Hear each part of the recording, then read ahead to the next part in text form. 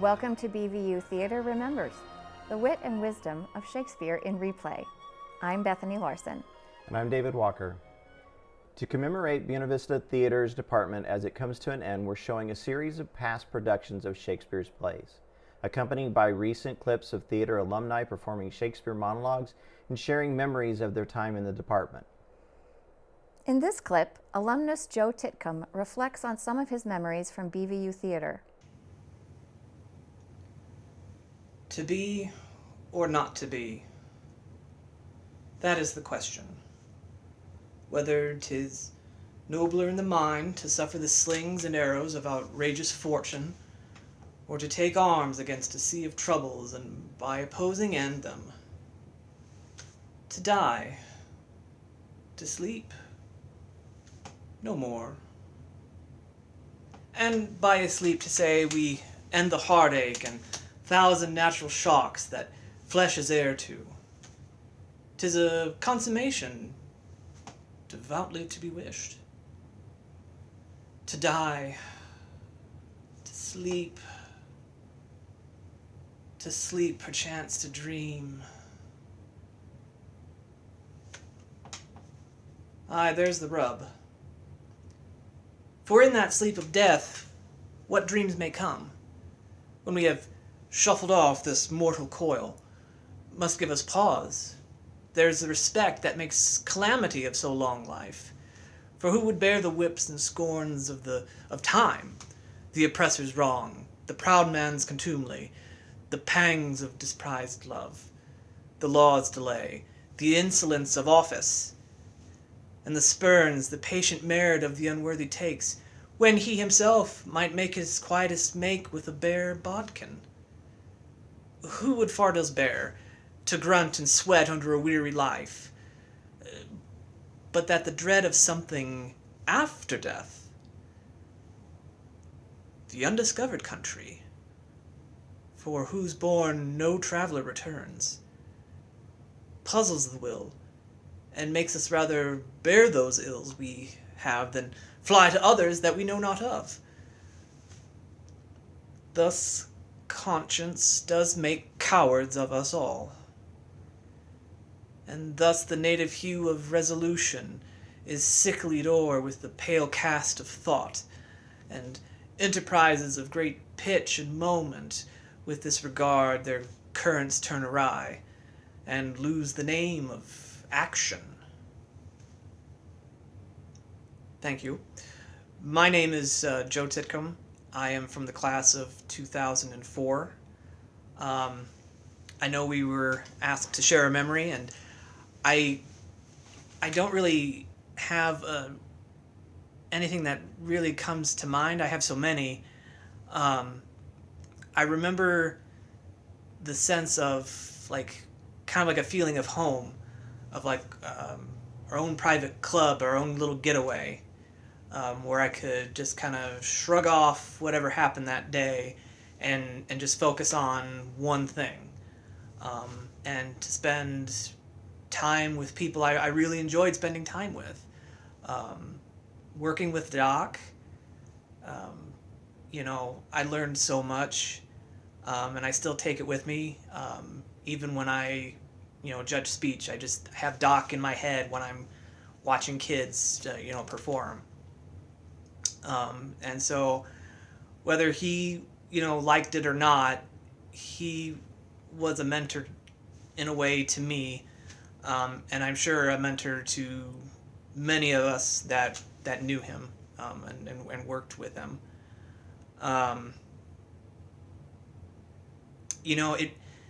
It really became a place, theater that is, a place of focus for me, a way to kind of deal with any of, black thoughts in my head that were kind of keeping me down. This was just a way of saying, okay, you've got this show to do, that you've got people depending on you, you can't let them down. Focus on that, just get through that. And, it helped a great deal, and it just would keep me going. One of the memories, I guess, that as I'm talking sticks out the most is this from our last show, which was Moon Over Buffalo. It was a rotating set, and so one section was like a basement level, so there was stairs that went up, and then so to get to that there was a set of stairs behind the stage, and you went up that and up and looped around, and that's how you came down onto the set. I was goofing around during one rehearsal, and I had gone up these stairs, and someone commented on how graceful I was when I went up these stairs, and I was just kind of like, oh, well, if you like my ascent, you'll love my descent. And as I start going down, my heel caught the edge of a step, and I just go wham, right down, face first onto the floor of backstage. And everyone's laughing, I'm laughing, but at the same time, I'm like, I hit my ankle, like square on the edge of a step, and I'm just like, ow, ow, ow, ow, ow, ow, ow. And then I just hear Doc yelling in the back, okay, what happened? And thankfully, it wasn't serious. I didn't break anything, I didn't sprain anything. It was just, if anything, wounded pride. And so that became kind of a running joke throughout the rest of rehearsals up until that show. And thinking about that show too, I remember how connected everyone was. You know, we all ran, it just was like this well-oiled machine of just, you know, from the actors knowing their cues and where to be, and the, you know, people working backstage, stage managers, the costume people, you know, the people that were backstage crew moving that set, rotating that around, everyone working up in the light and the sound booth. It's just like everybody we just clicked. It just all worked so well. And for me, for my time at BV, you know, I think that was one of the greatest shows that we put on. And I know it was talked about for a long time. I still think of it fondly. I mean, like all my shows, but I mean, this one in particular always sticks out. And, you know, for those of us that were there that time, I'm sure that I would like to think they would all kind of have the same feeling, but I don't know. You know, thank you to Bethany for giving us this opportunity to contribute to this Shakespeare in the time of plague. Was happy to do it and to submit, you know, some of my memories. So I will say, you know, thank you, and hope everyone is well. Thanks again. Thank you, Joe. This week we are showing the 1997 production of the Scottish play, Macbeth. It was really interesting whenever Doc and I were trying to decide on how to do the swords, because the swords are a big deal for that show. And we didn't want to use foils because that's ting, ting, ting. And we wanted something that was like gutsy. And so I, on a whim, called up some friends that have a big farm around here and asked them what they would do. And it was like, well, yeah, we've got stuff that could work steel. And so I went out and bought 1/4-inch flat bar steel and took it to the farm. And they literally stopped everything that they were doing and helped us we cut it out on a press and cut each piece, and then we ground them all down and tooled them all out, and then built the handles, and then they welded them for us, and then we brought them back, but they weighed like 25 pounds a piece. But the thing was when you got them moving and you hit them against each other, it was boing kind of moment, and it was crazy. It slowed down some of the battle scenes, but it was a fabulous kind of moment because it was like it actually had a sound to it instead of ding, ding, ding. Yeah. It was whack. Well, and I felt like it had more of the actual time period because of that weight. Yeah. But I have to say, what I remember most was the sort of crown that you made with these pylons. And at first it sort of... Don't give it away. We'll talk about that after we get done. Okay. So it's time to have your tissues on standby as we watch BVU Theater's 1997 production of the tragic tale of Macbeth.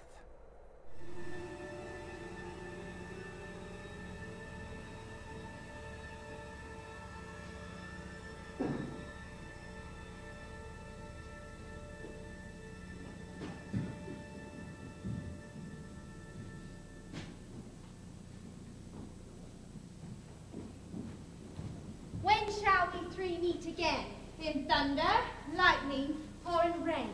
When the hurly-burly's done, when the battle's lost and won.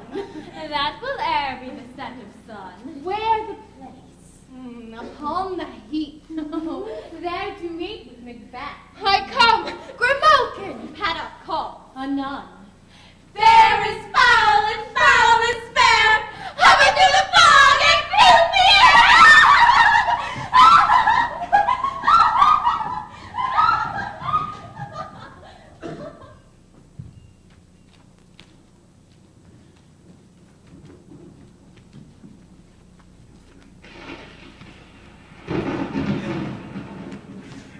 What bloody man is that? He can report, and see it by his plight, of the revolt, the newest state. This is the sergeant who, like a good and hardy soldier, fought against my captivity. Hail, brave friend. Say to the king the knowledge of the broil as thou didst leave it. Doubtful it stood, as two spent swimmers that do cling together and choke thereon. The merciless MacDonald. Were there to be a rebel put to that, the multiplying abilities of nature do swarm upon him. From the western isles of Cairns and Gallaglass is supplied, and fortune on his damned cross smiling showed like a rebel's whore. But all's too weak for brave Macbeth. Well, he deserves that name.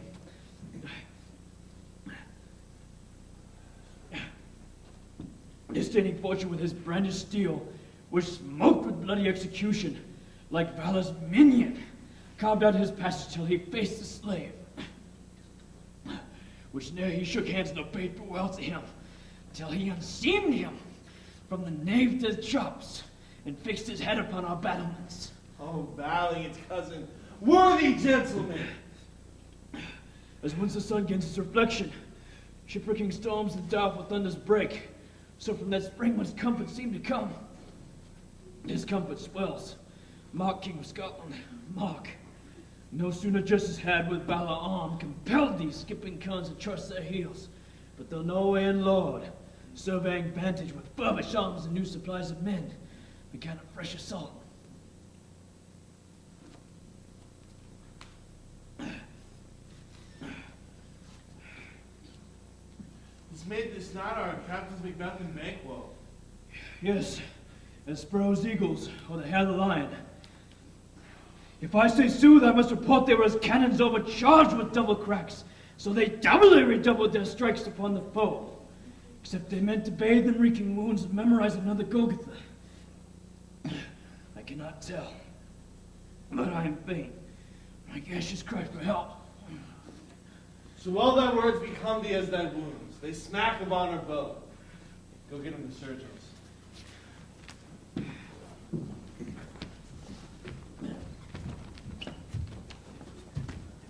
Who comes here? Well, the worthy Thane of Ross. What a haste looks through his eyes. So should he look that seems to speak things strange. God save the king. Whence camest thou, Thane? From Fife, great king, where the Norwegian banners flout the sky and fan our people cold. Norway himself, with terrible numbers, assisted by that most disloyal traitor to Thane of Connor, began a dismal conflict. Till that Bellona's bridegroom, lapped in proof, confronted him with self-comparisons. Point against point, rebellious arm against arm, curbing his lavish spirit. And to conclude, the victory fell on us. Great happiness! That now Sweno, the Norway's king, craves composition. Nor would we deign him burial of his men, till he dispersed it at St. Combs Inch $10,000 to our general use. Well, no more that Thane of Cawdor shall deceive our bosom interests. Go pronounce his present death, and with his former title greet Macbeth. I'll see it done. What he hath lost, noble Macbeth hath won.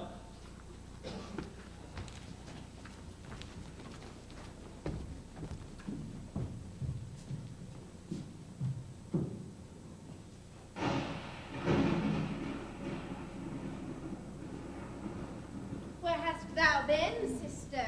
Killing swine. Sister, where thou? A sailor's wife had chestnuts in her lap, when munched and munched and munched. Give me, quoth I. Aright thee, witch, the rump-fed Runyon cries. Her husband's to a lepo gone, master of the tiger. Oh, but in a sieve I'll thither sail, and like a rat without a tail, I'll do, and I'll do. I'll give thee a wind. Thou art kind. And I another. I myself have all the other. And the very ports they blow, all the quarters that they know with the shipman's card. I'll drain him dry as hay. Sleep shall neither night nor day hang upon his penthouse lid. He shall live a man forbid.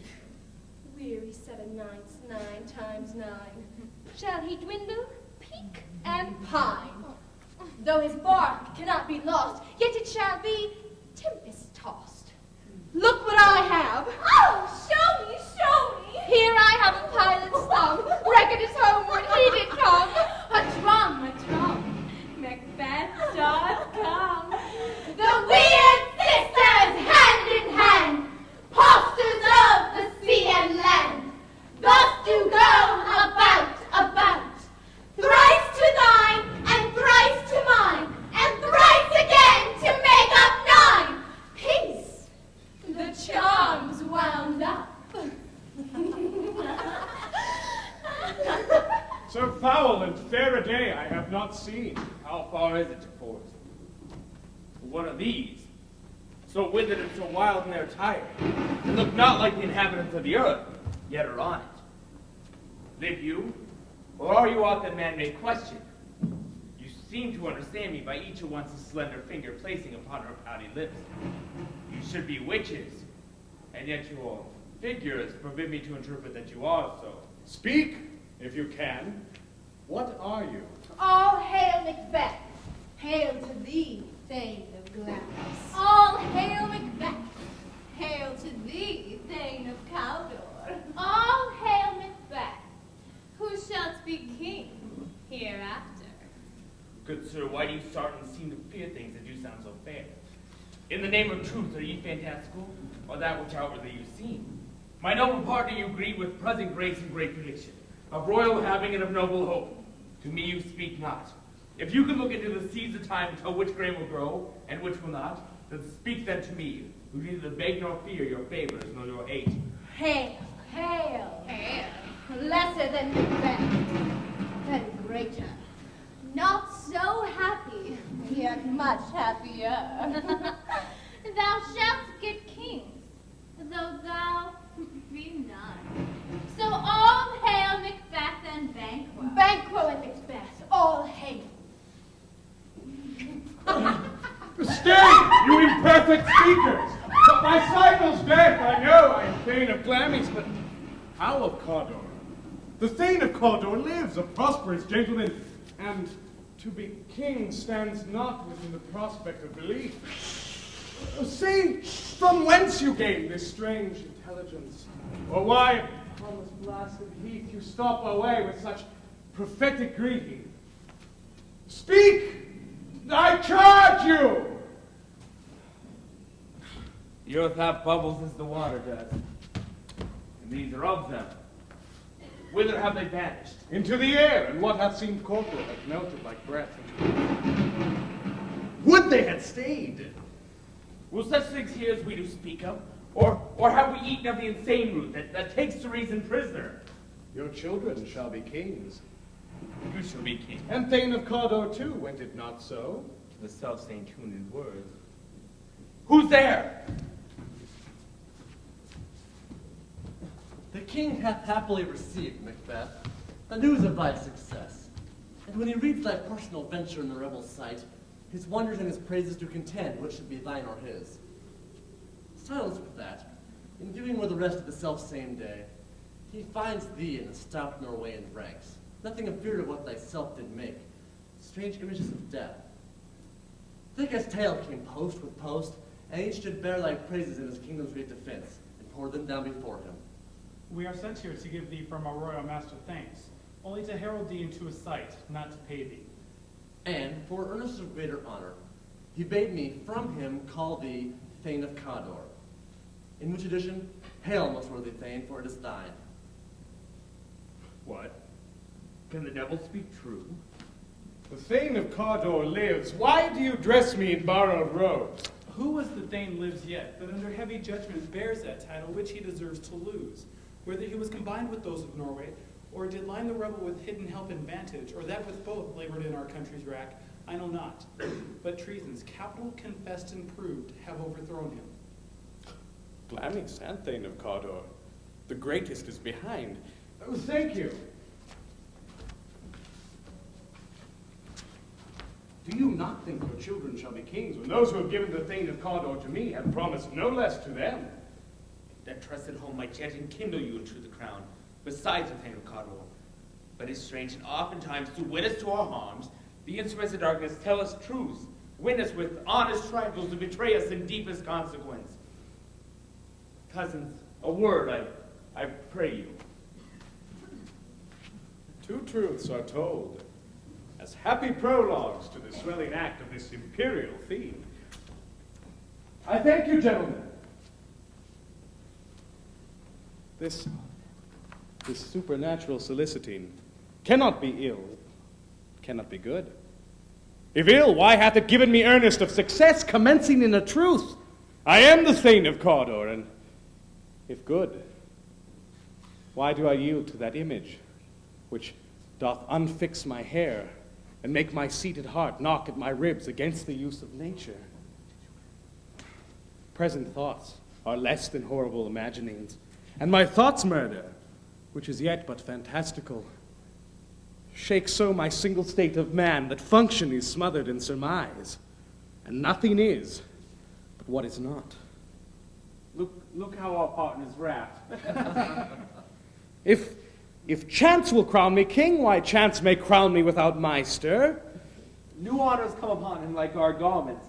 Cleave not to their mold, but with the aid of use. Come what come may, time and hour run through the roughest day. Worthy Macbeth, we stay upon your leisure. Forgive me, my dull brain was wrought with things forgotten. Gentlemen, your pains are registered where every day I turn the leaf to read them. Think upon what hath chanced, and at more time, the interim having waited, we will speak our free hearts to each other very gladly.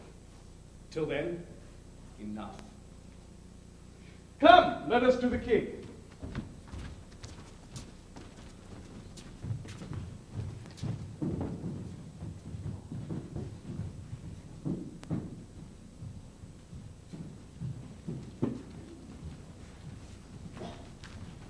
Is execution done on Cawdor? Are not those in commission yet returned? My liege, they are not yet come back. But I have spoke with one who saw him die, who did report that quite frankly he confessed his treasons, implored your highness's pardon, and set forth a deep repentance. Nothing in his life became him like believing it. He died as one who had been studied in his death, to throw away the dearest thing he owed us to our careless trifle. There's no art to find the mind's construction in the face. He was a gentleman on whom I built an absolute trust. Oh, worthiest cousin, the sin of my ingratitude even now is heavy upon me.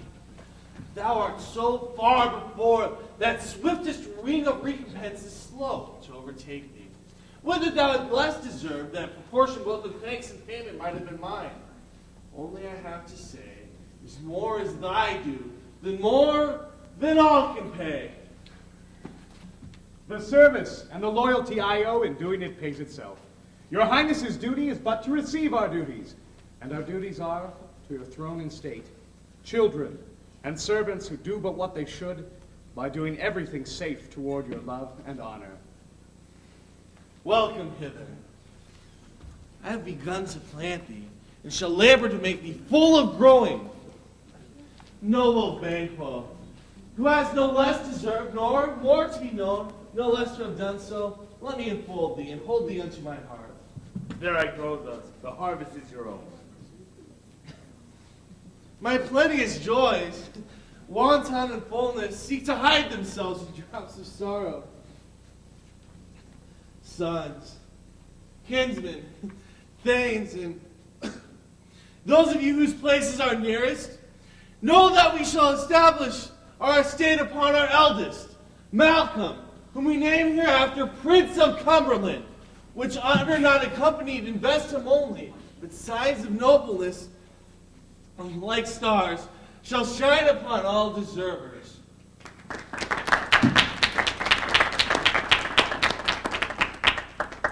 From hence to Inverness, and bind us further to thee. The rest is labor which is not used for you. I will be myself the harbinger and make joyful the hearing of my wife with your approach. So humbly take my leave. My worthy Cador.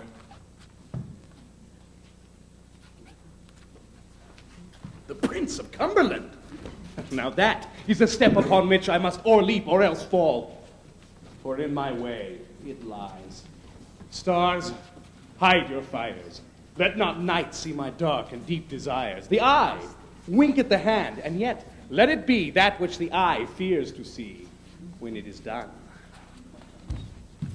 True worthy Banquo, he is full so valiant, and in his commendations I am fed. It is a banquet to me. Bullets after him whose care has gone before to bid us welcome. It is a peerless kinsman.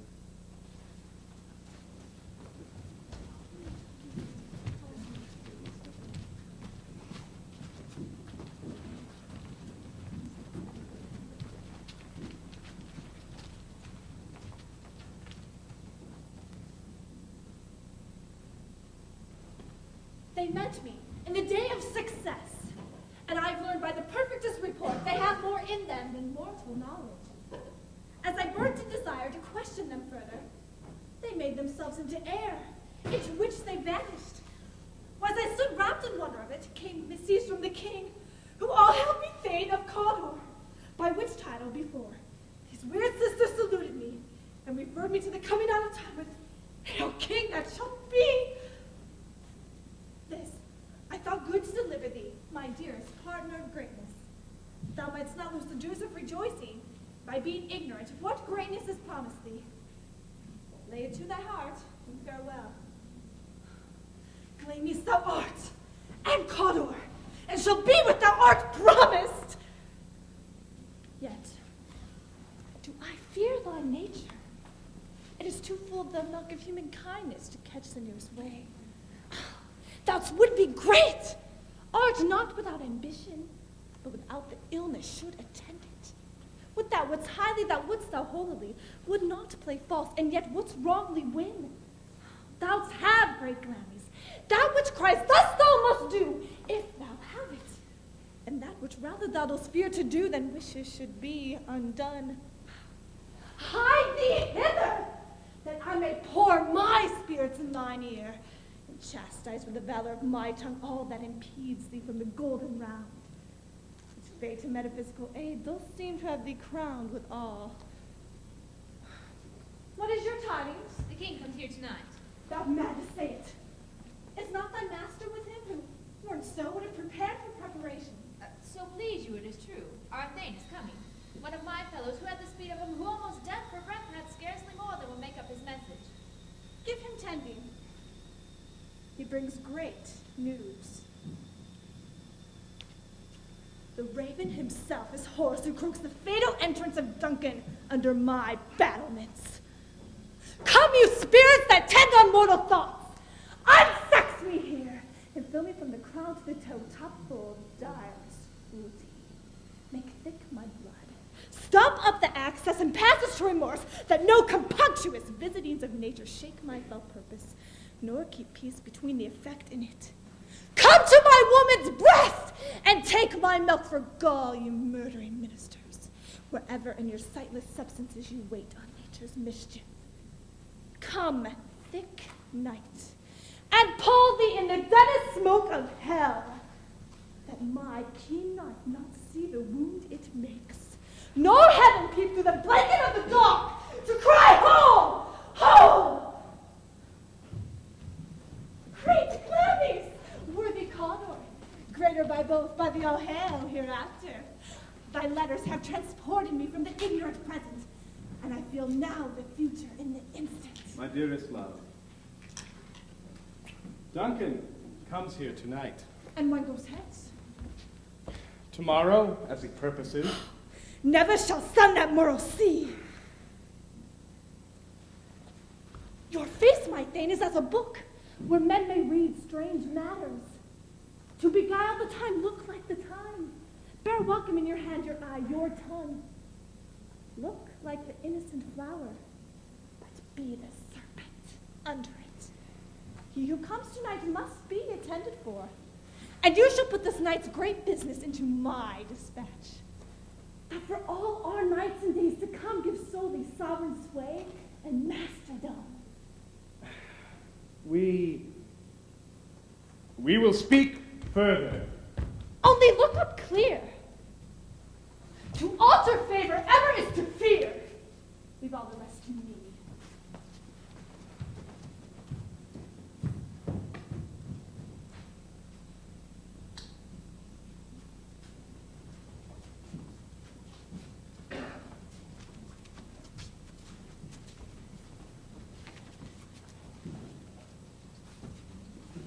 This castle has a pleasant seat. The air sweetly and nimbly recommends itself unto our gentle senses. This guest of summer, the temple-haunting marlet, has approved by his loving masonry that the heavens' rest smells wooingly here. No jetty, frieze, buttress, or coign of vantage, but he's made his pendant bed and procreant cradle where they most breed and haunt. I have observed the air is delicate. See our honored hostess. The love which follows us sometimes is our trouble, which still we think is love. But here let us teach you how to bid God ill us for your pains and to thank us for your troubles. All our service, at every point, twice done and then done double. We're poor in signal business to contend against these honors deep and broad, where with your majesty loads our house. For those of old, and the late dignities heaped up to them, we rest your hermits. But where's the Thane of Cawdor? We had coursed him at the heels and had a purpose to be his purveyor, but he rides well. And his great love, sharp as his spur, hath holpen home before us. Fair and noble hostess, we are your guests tonight. All your servants ever have theirs themselves, and what is theirs in comp to make their audit at your highness's pleasure, still to return your own. Give me your hand, conduct me to mine host, for we love him highly and will continue our graces toward him. By your leave, hostess.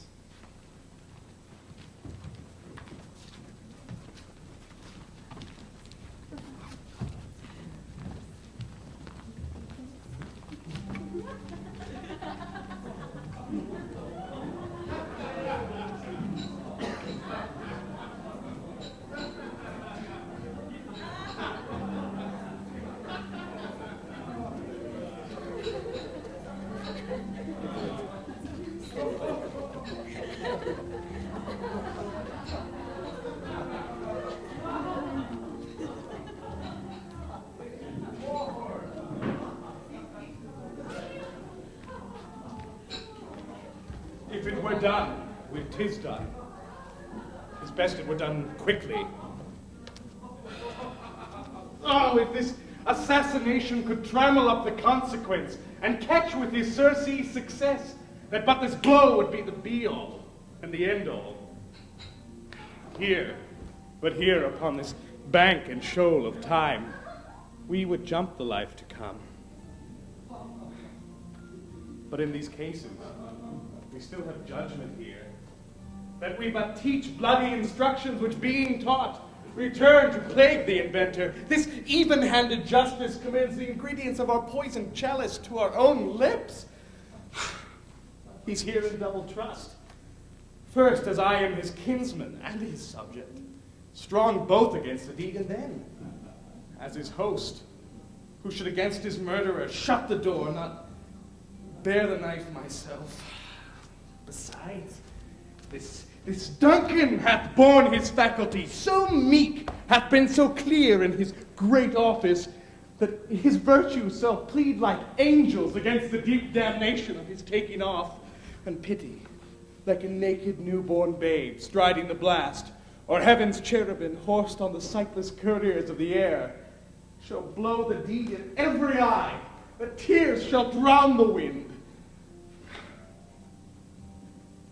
I have no spur to prick the sides of my intent, but only vaulting ambition, which o'erleaps itself and falls on the other.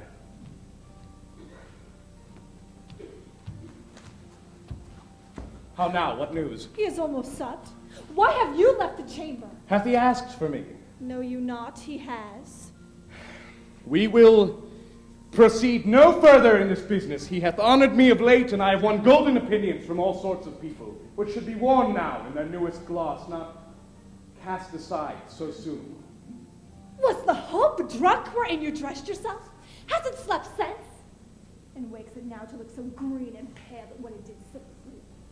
From this point, such I account thy love. Art thou afeard to be thy same and thine act in valor as thy art in desire?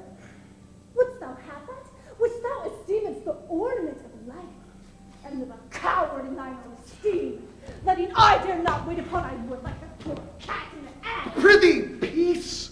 I dare do all that may become a man. Who does more is none. What beast? Was it then that made you break this enterprise to me?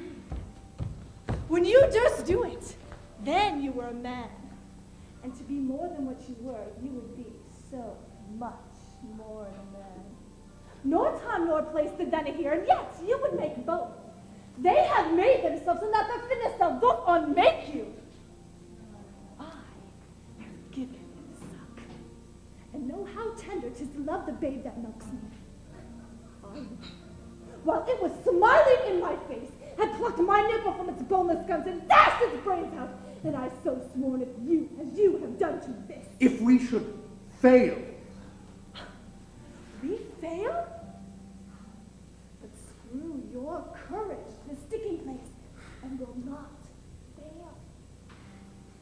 When Duncan is asleep, whereto shall his day's hard journey soundly invite him? His 2 chamberlains will I with wine and wassel so convince, that memory the water of the brain shall be at me, and the receipt of reason a limb back only. When, in swinish sleep, their drenched nature's lies is in death. What cannot you and I perform on the unguarded Duncan? What not put against his spongy officers, who shall bear the guilt of our great quell? Bear men children only, for thy undaunted metal should compose nothing but males. Will it not be received when we have badged with blood those sleepy 2 of his own chamber that they have done? Who dares receive another? As we shall make our griefs and clamor roar upon his death. I am settled, and I bend up each corporal agent to this terrible feat. Now away, and mock time with fairest show, for false face must hide what false heart doth know. Restrain in me that which nature gives to in repose. Give me my sword. Who's there? A friend. What, sir? Not yet at rest? Well, the king's abed. He hath been an unusual pleasure, and sent forth great largesses to your offices. This Diamond, he greets your wife with the name of most kind mistress, and shut up in measureless content. Being unprepared, our will became the subject to defect, which else should free have wrought. All's well. I dreamt last night of the 3 weird sisters. To you they have shown some truth. I think not of them, and yet, if we could find an hour to spend in that business, I would spend it in some words on that, if you would grant me the time. At your kindest leisure. If you shall concleive to my consent, when 'tis, it shall make honor for you. Then I lose none to augment it, but I keep my bosom franchise and my allegiance clear. I shall be counseled. Good repose the while. Thanks, sir. Good light to you.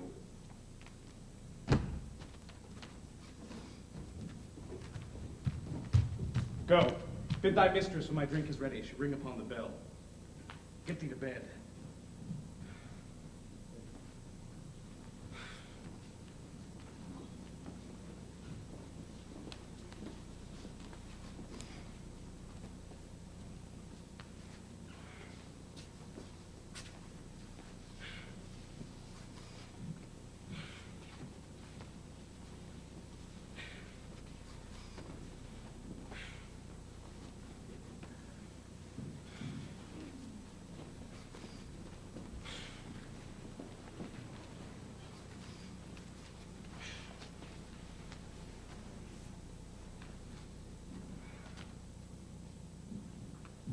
Is this a dagger I see before me, its handle toward my hand. Come, let me touch thee. I have thee not, and yet I see thee still. Art thou not fatal vision, palpable to feeling as to sight? Or art thou but a dagger of the mind, proceeding from the heat of pressed brain? I see thee still, though I have thee not. And thou marshallest me the way that I was going, and such an instrument I was to use. But now my eyes are made fools of the other senses, or else worth all the rest. For I see thee still, and upon thy blade and dudgeon, gouts of blood, which was not so before. There's no such thing. It is this bloody business which informs thus to mine eyes, and nothing else. Now o'er the one-half world, nature seems dead. Wickedness celebrates murder. Pale Hecate, alarmed by her sentinel the wolf, moves like a ghost. Thou sure and firm-set earth, hear not my steps, which way they go, for fear that the very stones shall prate of my whereabouts, and take the present horror from the time which now suits with it. Whiles I threat, he lives. Words to the heat of deeds, too cold breath gives.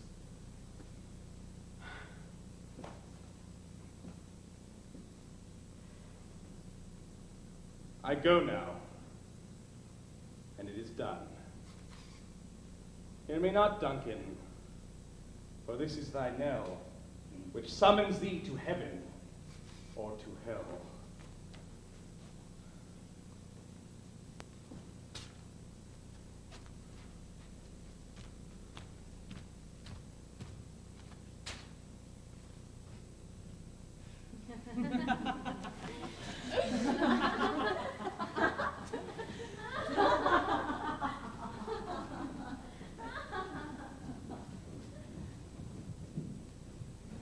That which had made them drunk had made me bold, but it quenched them and given me fire. Peace. It was the owl that screeched, the fatal bellman who gives the sternest goodnight.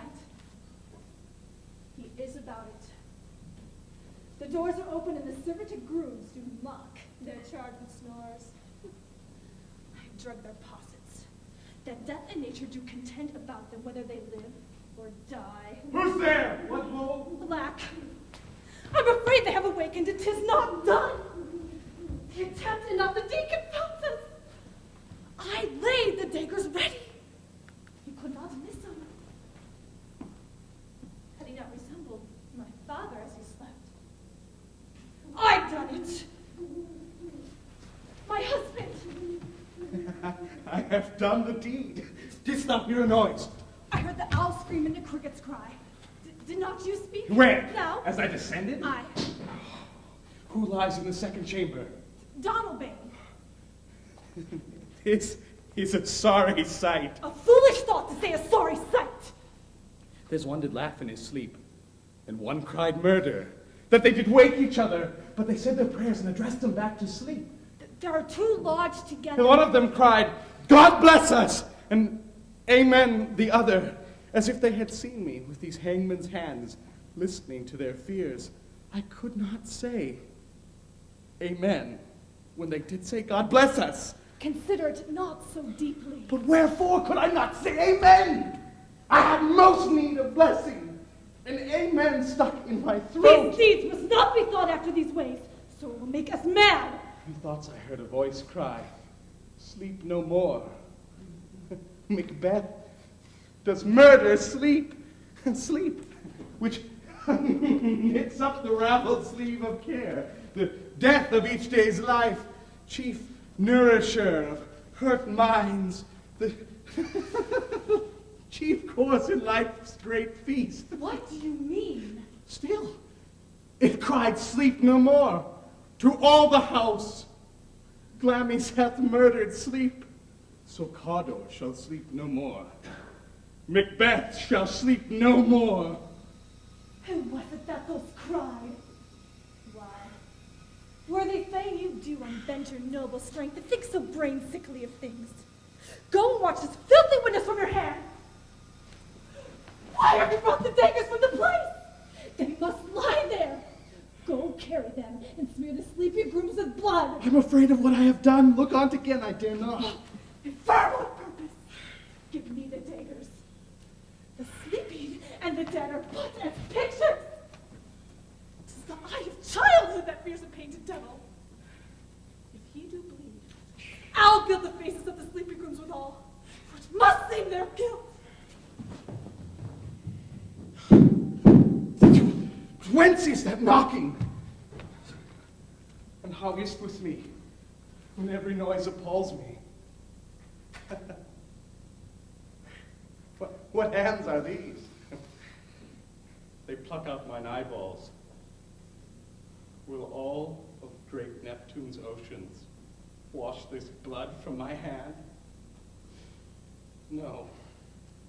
Rather these will the multitudinous seas incarnadine, making the green one red.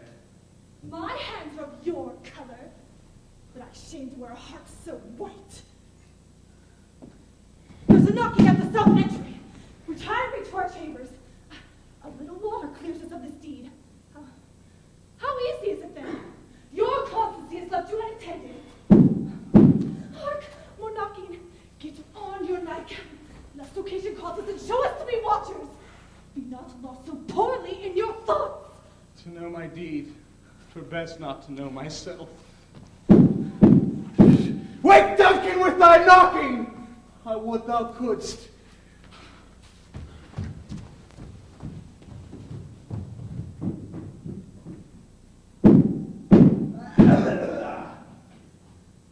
Here's a knocking indeed. If man were porter of Hellgate, he should have old turning the key. Knock, knock, knock. Who's there in the name of Beelzebub? Here's a farmer that hanged himself on the expectation of plenty. Come in time. Have napkins enough about you. Here, you'll sweat for it. Knock, knock, knock. Who's there in the other devil's name? Faith. Here's an equivocator who could swear in one scale against the other scale, who committed treason enough for God's sake, yet could not equivocate to heaven. Oh, come in, equivocator. Knock, knock. Who's there? Faith. Here's an English tailor come hither for stealing out of a French hose. Oh, come on in, tailor. Here you may roast your goose. Knock, knock. Never a quiet. But this place is too cold for hell. I'll devil porter it no further. I thought to let in some of all the professions that go down the primrose way to the everlasting bonfire. Anon, anon! I pray you, remember the porter. Was it so late, friend, ere you went to bed, that you do lie so late? Faith, sir, we are carousing out past the second cup.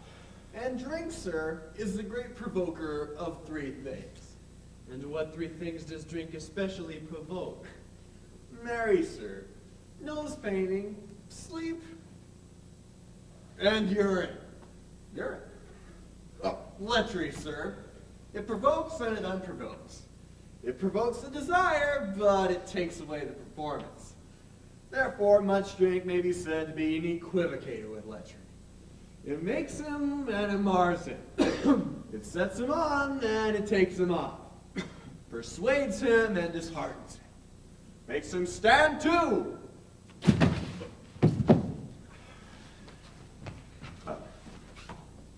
And not stand to. In conclusion, he equivocates him into sleep, and giving him the lie, leaves him. I believe drink gave thee the lie last night. Oh, that it did, sir, in the very throat of me. But I requited him for his lie, and I think being too strong for him, though he occasionally takes up my leg sometimes, even though I made a shift to cast him out. Is thy master stirring? I don't know. Ah, our knocking has awakened him. Good morrow, noble sir. Good morrow, both. Is the king stirring, worthy Thane? Not yet. He did command me call timely upon him. I'm afraid I've almost slipped the hour. I'll bring you to him. I know this is joyful trouble to you, but yet still 'tis one. The labor we delight in physics pain. This is the door. Well, I'll make so bold to call, for 'tis my limited service. Goes the king ants today? He does. He did appoint so. The night has been unruly. Where we lay, our chimneys were blown down, and, as they say, lamentings heard in the air. Strange screams of death, prophesying with dire accents. Confused events. New hatch to this woeful time. The obscure bird did clamor the livelong night. Some say the earth was feverous and did shake. 'Twas a rough night. A young remembrance cannot parallel a fellow to it. Oh, horror! Oh, horror, horror! Tongue nor heart cannot conceive or name thee! What's the matter? The most sacrilegious murder hath broke up the Lord's anointed temple and stole thence the life of the building. What is't you say, the life? Mean to his majesty? Approach the chamber and destroy your sight with new Gorgon. Do not bid me speak. See and then speak yourselves. Ring the allure bell! Murder and treason! Malcolm! Donalbain! Wake! Shake off this downy sleep that's counterfeit to look upon death itself! Up! Up and see the great doom's image! As from your graves rise like sprites to countenance this horror! Ring the allure bell! What's the business? That such a hideous trumpet calls upon the sleepers of the house. Speak! Oh, gentle lady, 'tis not for you to hear what I can speak. The repetition in a woman's ear would murder as it fell. Oh, Banquo! Our royal master is murdered! Alas, what in our house? Too cruel anywhere. Dear judge, prithee, contradict thyself and say it is not so. If I had died an hour before this chance, I had lived a blessed life. From now on, there's nothing serious in mortality. All is but toys. The wine of life is drawn, and the lees are all that's left this vault to brag of. What is amiss?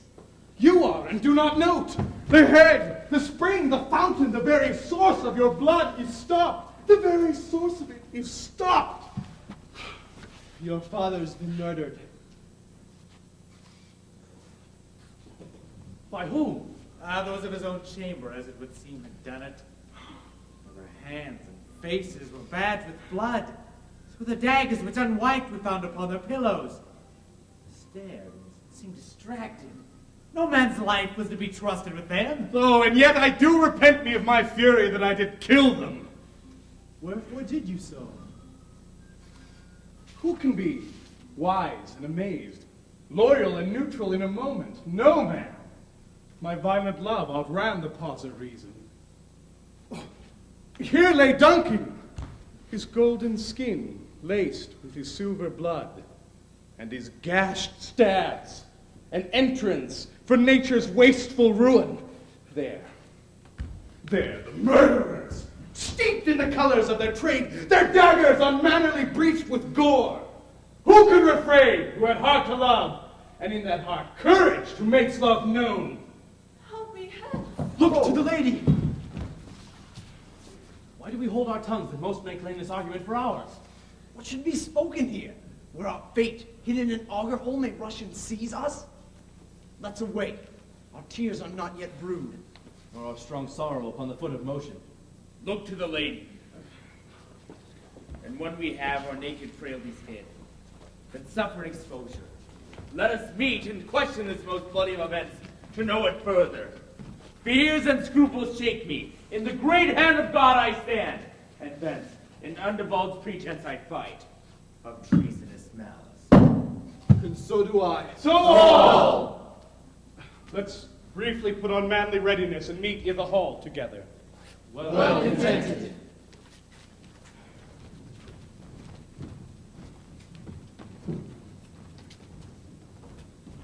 What will you do? Let's not consort with them. To show an unfelt sorrow is an office the false man does easily. Out to England. To Ireland, I. Our separated fortune shall keep us both the safer. Where we are, there's daggers and men's smiles. Nearer in blood, the nearer bloody. This murderous shaft the shot hath not yet lighted. Our safest way is to avoid the aim. Therefore to horse. Let us not be dainty of leave taking, but shift away. There's warrant in that theft that steals itself when there's no mercy left.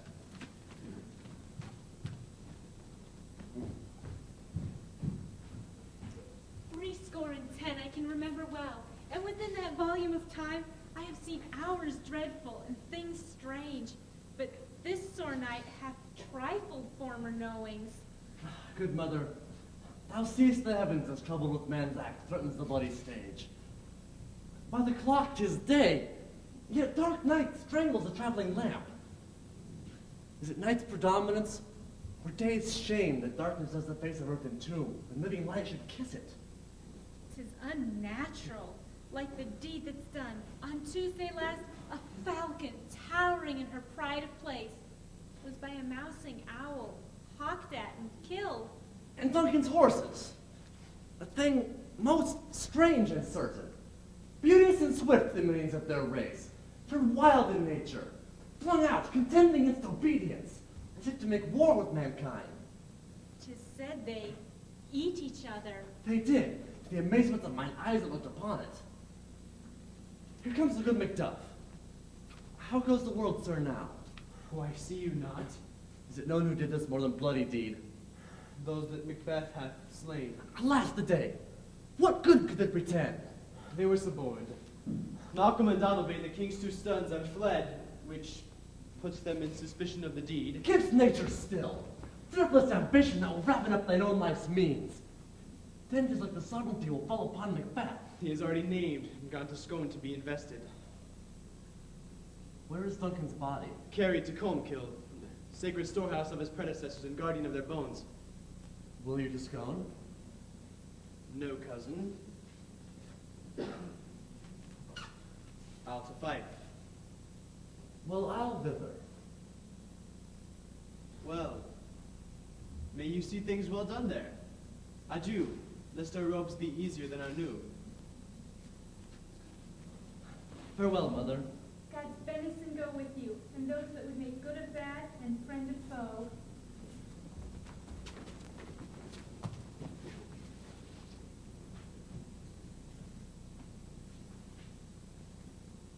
Thou hast it now. King, Cawdor glamest all as the weird women promised, and I fear thou playest most foully for it. Yet it was said that it should not stand in my future, but that I myself would be the root and father of many kings. If there comes some truth from them as to thee, Macbeth, their speeches shine, should I not take them as my prophets as well, and set them up with some hope?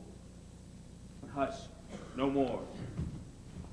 Here's our chief guest. Had he been forgotten, it had been as a gap in our great feast, and all things unbecoming. Tonight we hold a solemn supper, sir, and I will request your presence. Let your highness demand upon me that which my duties are, with an undissolved tie, forever knit. Ride you this afternoon? Aye, my good lord. We should else have desired your good advice, which hath been both grave and prosperous in today's council, but we'll take tomorrow. Is't far you ride? As far, my lord, as will fill up the time twixt now and supper. Right now, my horse the better, I must become a borrower of a night, for a dark hour or twain. Fail not our feast. My lord, I will not. We hear our bloody cousins are bestowed in England and in Ireland, not confessing their cruel parricide, but filling their hearers with tales of strange invention. But of that tomorrow, when therewithal we shall have cause of state craving us jointly. Hie you to horse. Adieu. Goes Fleance with you? Aye, my good lord. Well then, I do wish your horses swift and sure of foot, and I do commend you to their backs. Farewell. Adieu. Let each man be master of his own time till 7 at night. We will, to keep society the sweeter welcome, be till dinner time alone. God be with you. Sirrah, sir, a word with you. Attend those men our pleasure. They are, my lord, without the palace gate. bring them before us. To be thus is nothing, but to be safely thus, our fears in Banquo stick deep. And in his royalty of nature there is much to be feared. 'Tis much he dares. And to that dauntless temper of the mind, he hath a wisdom that doth guide his valor to act in safety. There is no other being whom I do fear. Under him, my genius is rebuked, as it is said Mark Antony's was by Caesar. He chid the sisters when first they spoke to me, and he bade them speak to him. Then prophet-like, they hailed him father to a line of kings. Upon my head they placed a fruitless crown, and in my grasp a barren scepter, to be wrenched by an unlineal hand, no son of mine succeeding. If it be so, for Banquo's children have I filed my mind. For them have I the gracious Duncan murdered, put rancor in the vessel of my peace, only for them given mine eternal jewel to the common enemy of man, to make the seeds of Banquo kings. Banquo's issue, kings! But come fate unto the list, and champion me to the utterance. Who's there? Wait outside the gates until we call for thee. Was it not yesterday we spoke together? It was, so please your highness. Well then now, have you considered my speeches? Know you now that it was he who in times past kept you so under fortune, which you had thought had been our innocent self? This, in our last conference, I passed with you in probation, how you were crossed, how wrought, and what instruments used. This and all things that might to half a soul and to a notion crazed say, thus did Banquo. You made it known to us. I did so, and went further, which is now the point of our second meeting. Do you find patience so predominant in your nature that you can let this go? Are you so gospel to pray for this good man who hath bowed your heads and beggared yours forever? We are men, my liege. Aye, in the catalogue ye go for men, as hounds and greyhounds, sloths, curs, spaniels, mongrels, and demowolves are clept all by the name of dog. The valued file distinguishes the swift, the slow, the subtle, the housekeeper, the hunter, each according to the gift which in him hath bounteous nature bestowed. And so with men. Now, if you have a station not in the worst rank of manhood, say it, and I will put that business in your bosoms, which grapples you closer to the love of us, who in his life but were our health but sickly, and in his death were but perfect. I am one, my liege, whom the vile blows and buffets of the world have so incensed that I am reckless what I do despite the world. And I another, so weary with disasters, tugged by fortune, that I would set my life on any chance to mend it or be rid on it. Both of you know Banquo is your enemy. True, my lord. And so is he mine. And though I could, with barefaced power, sweep him from my sight and bid my will avouch it, yet I must not. For certain friends who are both his and mine, whose loves I may not drop, but wail his fall, who I myself struck down. And so it is that we do make love to your assistance, masking the business from the common eye, for various and sundry weighty reasons. We shall, my lord, perform what you command us. Though our lives... Your souls shine through you. Acquaint you with the perfect spy of the time, for it must be done tonight, and something away from the palace. Always thought I required a clearness, and that there be no rubs nor botches in the work. His son Fleance, whose absence is no less material to me than is his father's, must meet the fate of that dark hour. Go, resolve yourselves apart. I will to you anon. We are resolved, my lord. Abide with him.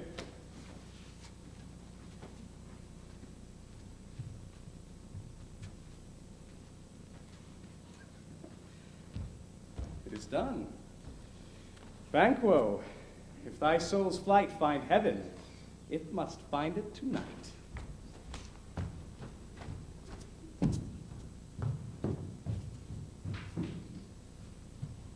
Using those thoughts which should have indeed died with them, they think on.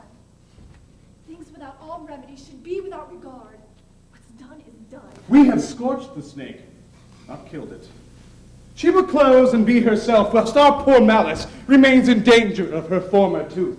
But let the frame of things disjoint and both the worlds suffer, ere we will eat our meals in fear and sleep in the affliction of these dreams which trouble us nightly. Duncan is in his grave, and after life's fitful fever, he sleeps well. Treason has done his worst.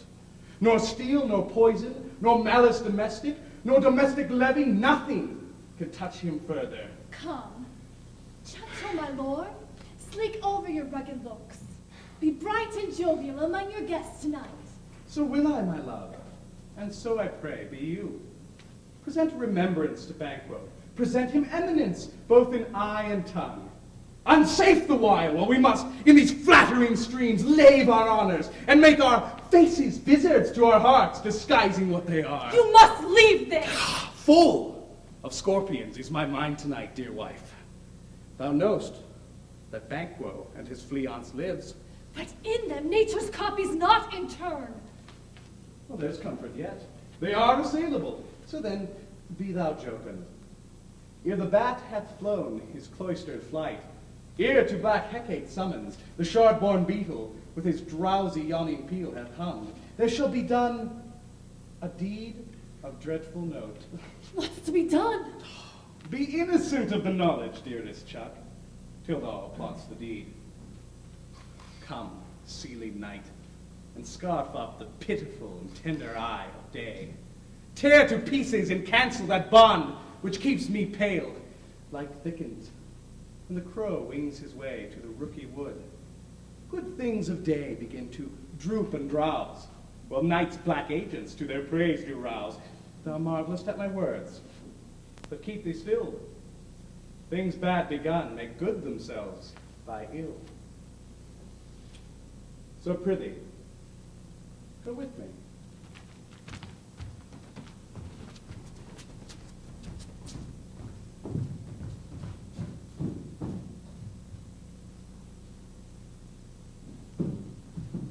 But who did bid thee join with us? Macbeth.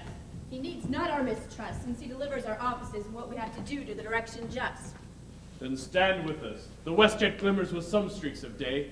Now spurs the lated traveler pace to gain the timely inn, and near approaches the subject of our watch. Hark! I hear horses. Give us light there. Oh! Then 'tis he. The rest that were within the note of expectation already are in court. His horses go about. Almost a mile. A light. He does usually. Suomen do. From hence to the palace gate, making their walk.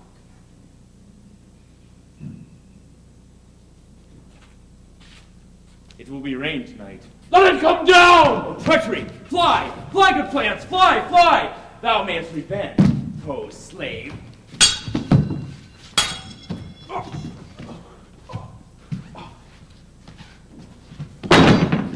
Who did strike out the light? Was it not the way? There's but one down.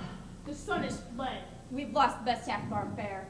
Well, let's away and say how much is done.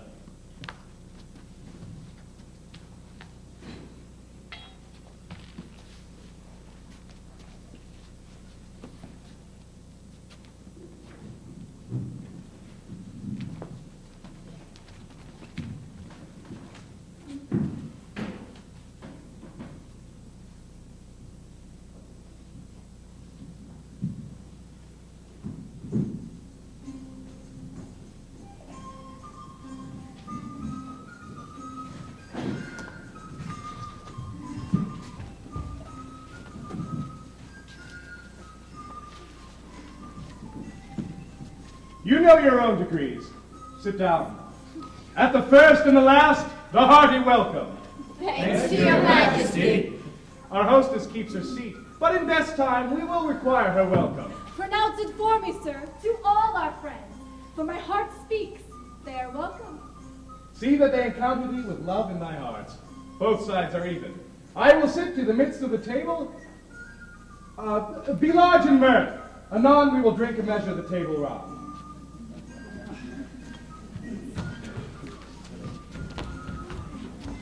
There's blood on thy face.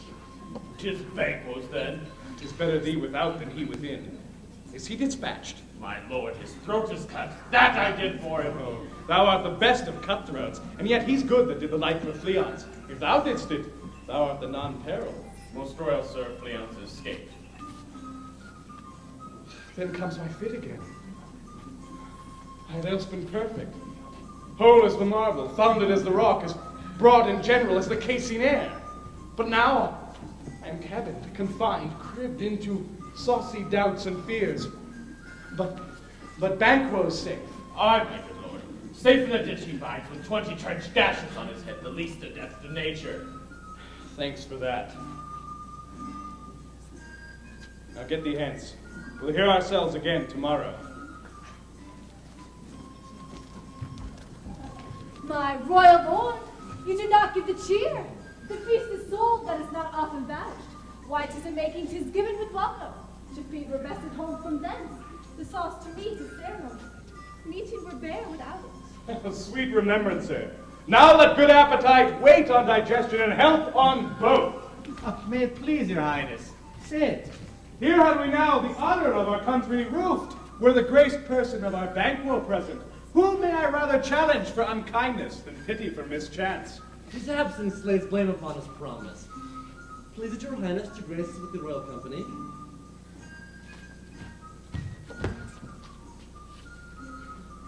The table's full. Well, here is the place reserved, sir. Where? Here, my good lord. What is it that moves your highness? Which of you has done this? What, my good lord? Shake not thy gory locks at me. Thou canst not say I did it. Gentlemen, rise. His highness is not well. No, sit. Sit, worthy friends. My lord is welcome thus and hath been since his youth. I pray you keep seat. The fit is momentary. Upon a thought he will be well again. If much you know to me shall offend him and extend his passion, feed and regard him not. Oh, thou art man! I, and a bold one that might look on that which fears the devil. Proper stuff. This is the very painting of your fear. This is the air-drawn dagger which you said led you to Duncan. These flaws and starts.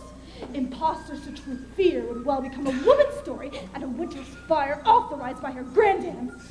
Shame itself. Why do you make such faces when all sudden look but on a stool? Dear prithee, see there! Look! Behold! If thou canst nod, speak too. If our graves and our charnel houses must send those that we bury back, our monuments shall be the maws of kites. What? Quite unmanned and folly! If I stand here, I saw him. For shame! Blood hath been spilled, ere now, in the olden time, before humane statute purged the gentle wheel. Aye. And murders too terrible for the ear. But the time was that when the brains were out, the man would die, and so an end. But now they come back with 20 mortal murders on their crowns, and they push us from their stools. This is more strange than such a murder is. My worthy lord, your noble friends do lack you. Forgive me, my friends. I have a strange infirmity which is nothing to those that know me. Come, we'll drink a measure round. Give me wine. Fill full.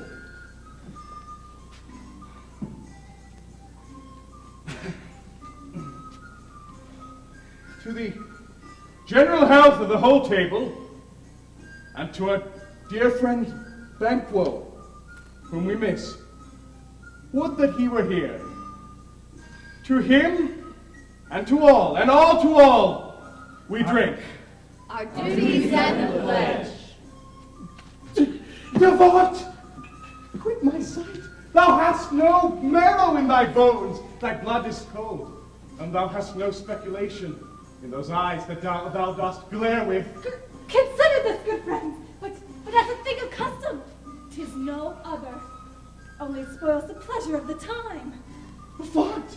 Quit my sight! Approach thou, like the rugged Russian bear, or the armed rhinoceros, or the Hurcan tiger. Take any shape but that, or be thou alive again, and dare me to the desert with thy sword. If trembling I inhabit, then protest me the baby of a girl. Hence, horrible shadow!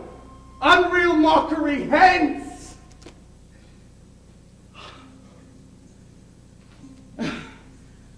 And so being gone, I am a man again. You have displaced the mirth, broke the meeting with most admired disorder. Can such things be? And overcome our special wonder like a summer's cloud? You make me strange, even to the disposition that I owe. When you can behold such sights, and keep the natural ruby of your cheeks, while mine are blanched with fear. What sights, my lord? Speak not. He grows worse and worse. Question enrages him. At once, good night. Stand not upon the order of your going, but go at once. Good night, and better health. Attend his majesty. A kind good night to all.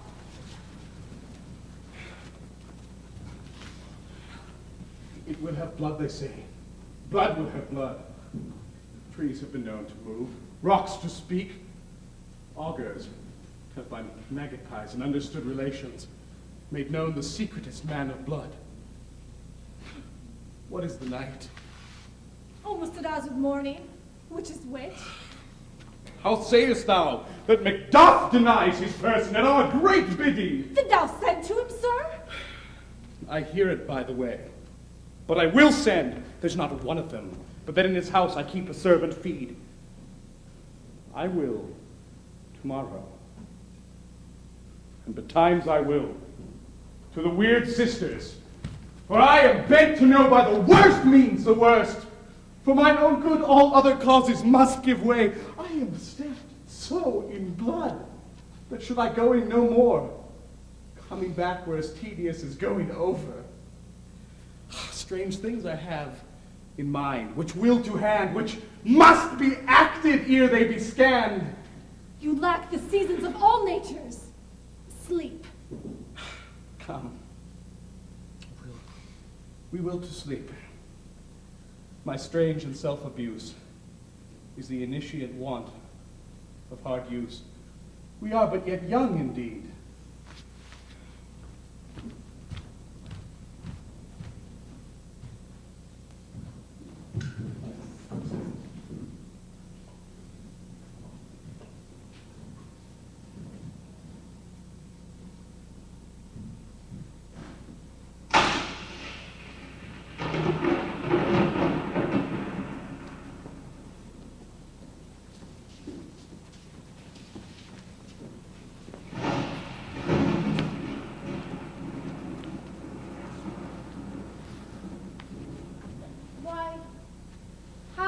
Kate. You look angrily. Have I not reason? Beldams as you air, saucy and overbold. How did you dare to trade and traffic with Macbeth in riddles and affairs of death? And I, the mistress of your charms, the close contriver of all harms, was never called to bear my part and show the glory of our art. And which is worse, all you have done hath been but for a wayward son, spiteful and wrathful, who, as others do, loves for his own ends, and not for you. But make amends now, get you gone, and at the pit of Archeron, meet me in the morning. Thither he will come to know his destiny. Your vessels and your spells provide, your charms and everything beside. I'm for the air. This night I'll spend unto a dismal and fatal end. Great business must be wrought ere noon. Upon the corner of the moon there hangs a vaporous drop profound. I'll catch it ere it hits the ground. And this distilled by magic sleights, shall raise such artificial sprites that by the strength of their illusion shall draw him on to his confusion. He shall spurn fate, scorn death, and bear his hopes above wisdom, grace, and fear. And as you know, security is mortal's chiefest enemy.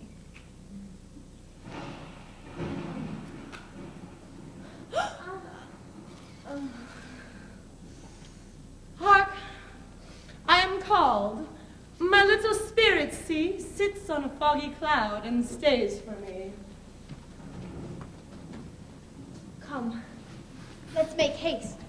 She'll soon be back again.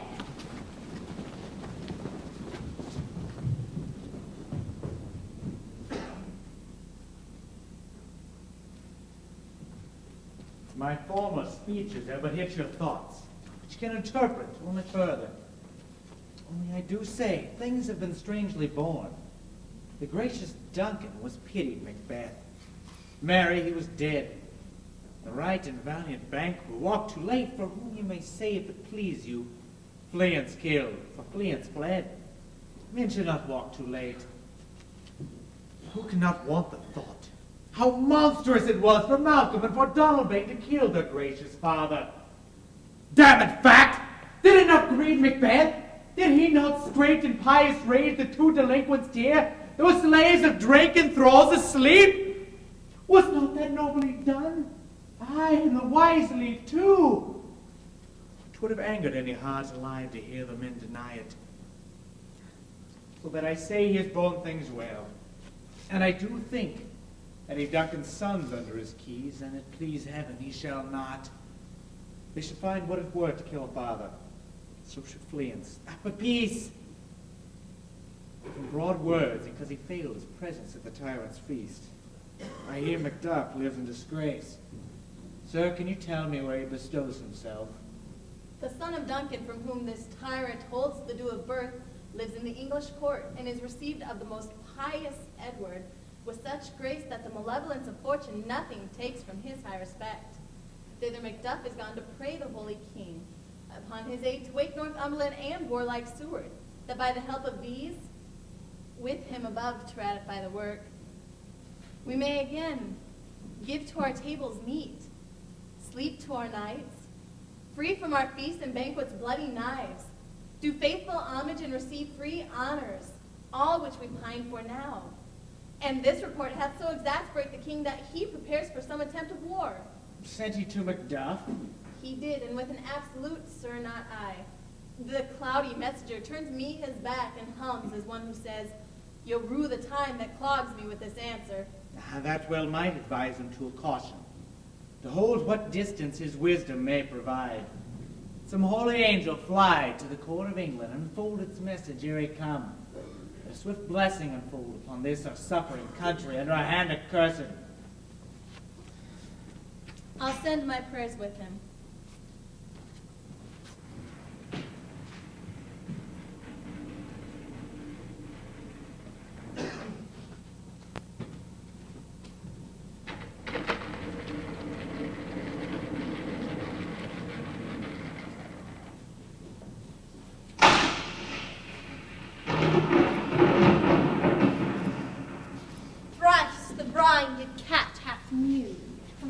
And once the hedge pig whined. Harpier cries, 'tis time, 'tis time.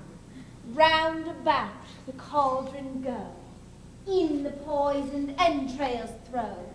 Toad that under cold stone days and nights has 31. Swelter venom sleeping got, boil thou first in the charmed pot. Double, double toil and trouble, fire burn and cauldron bubble. Fillet of fenny snake, in the cauldron boil and bake. Eye of newt and toe of frog, wool of bat and tongue of dog. Adder's fork and blindworm's sting, lizard's leg and owlet's wing. For a charm of powerful trouble, like a hellbroth boil and bubble.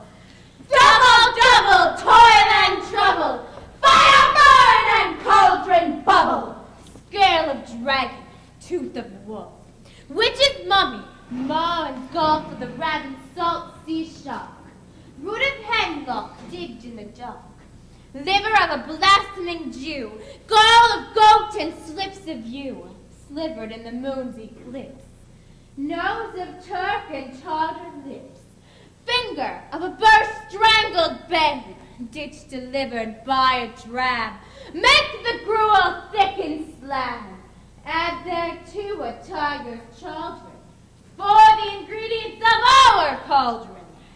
Double, double toil and trouble, fire, burn, and cauldron bubble. Cool it with baboon's blood, then the charm is firm and good. Oh, well done. I commend your pains, and everyone shall share the gains. And now about the cauldron sing, like elves and fairies in a ring, enchanting all that you put in.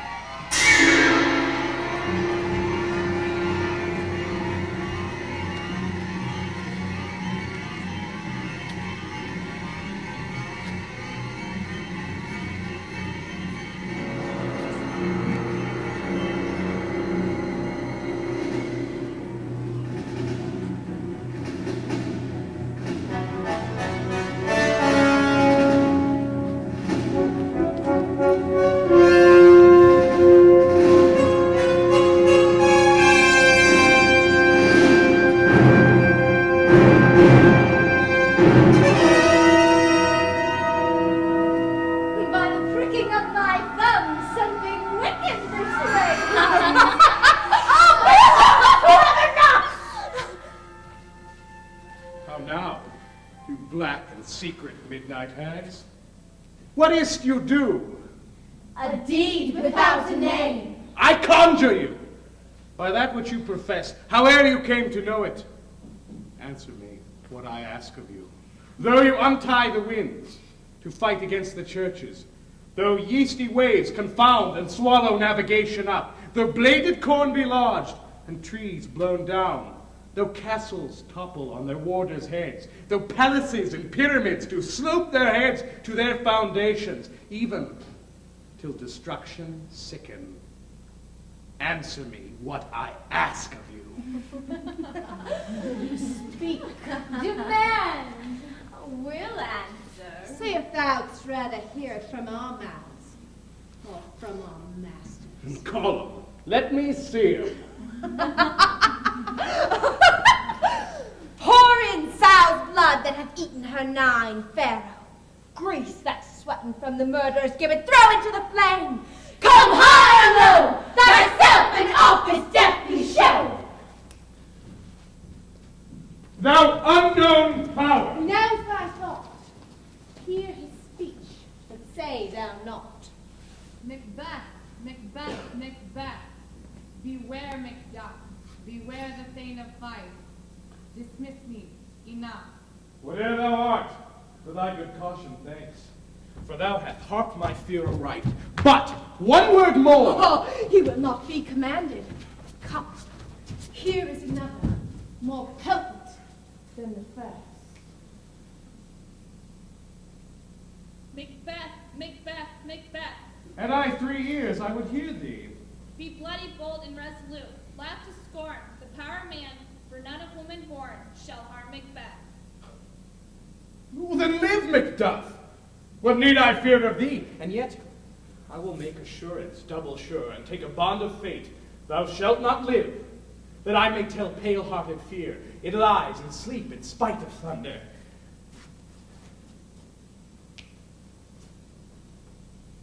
What is this that rises from the ground, and wears upon its brow the rounded top of sovereignty?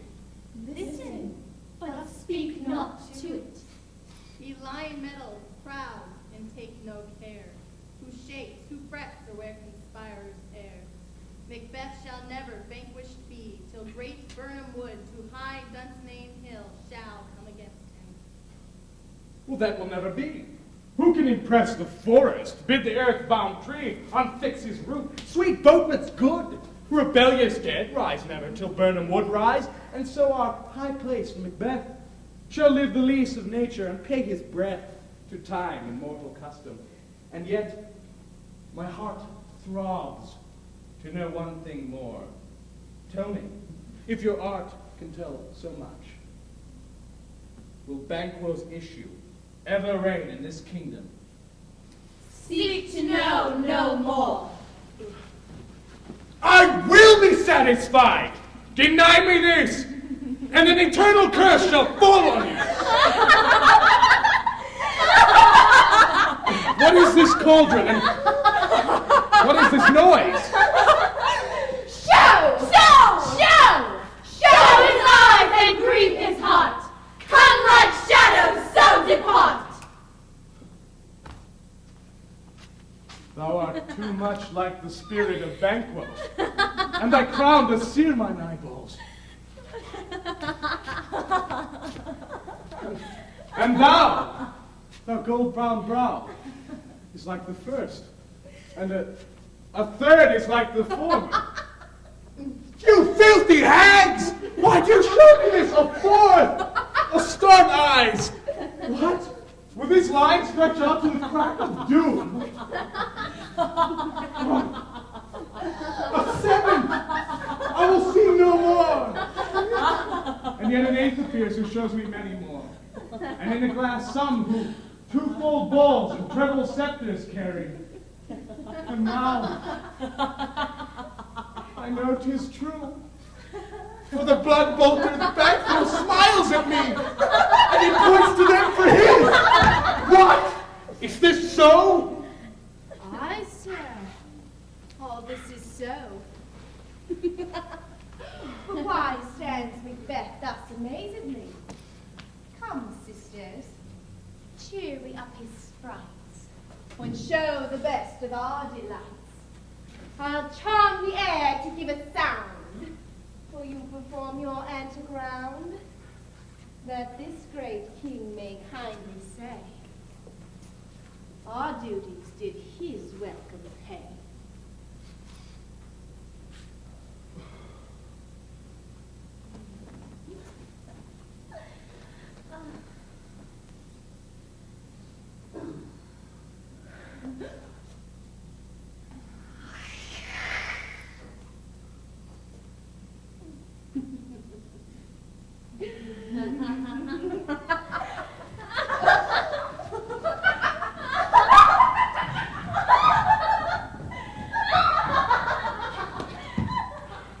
Where are they?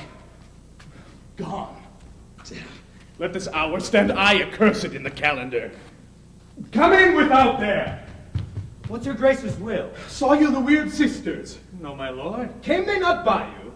No, indeed, my lord. Infected be the air upon which they ride, and damned all those that do trust them. Who was it came by them? I heard the galloping of horse. 'Tis 2 or 3, my lord. Bring you word. Doubtless fled to England. Fled to England? Aye, my good lord. Time! Thou anticipatest my dread exploits. Never is the flight he purpose o'ertook, unless the deed go with it. From this moment, the very firstlings of my heart shall be the firstlings of my hand, we will surprise the castle of Macbeth. Seize upon Fife. Lay to the edge of the sword his wife, his babes, and all those unfortunate souls who do trace him in his line. No more boasting like a fool. This I will do before the purpose cool. Where are these gentlemen? Come, take me to them. Itself and falls on the other.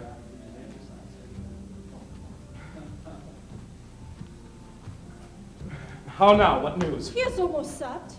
Hath Why he- have you left the chamber? Hath he asked for me? No, you not. He has.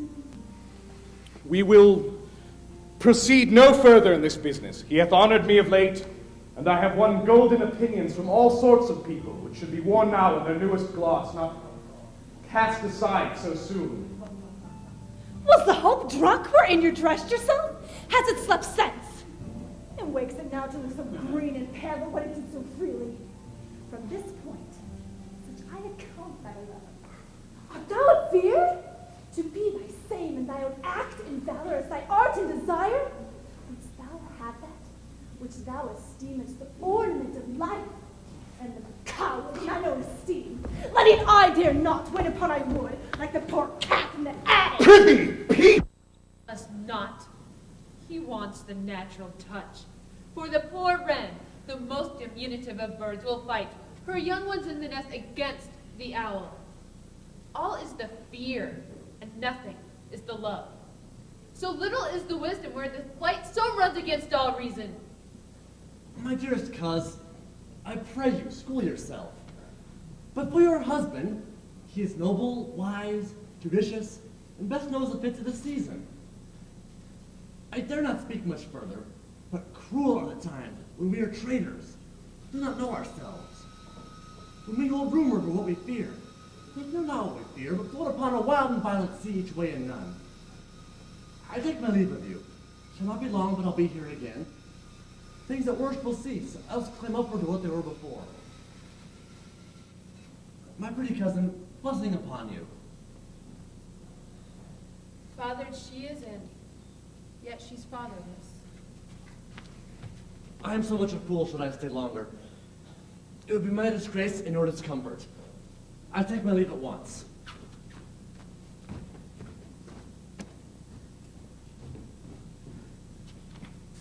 Sirrah, your father's dead.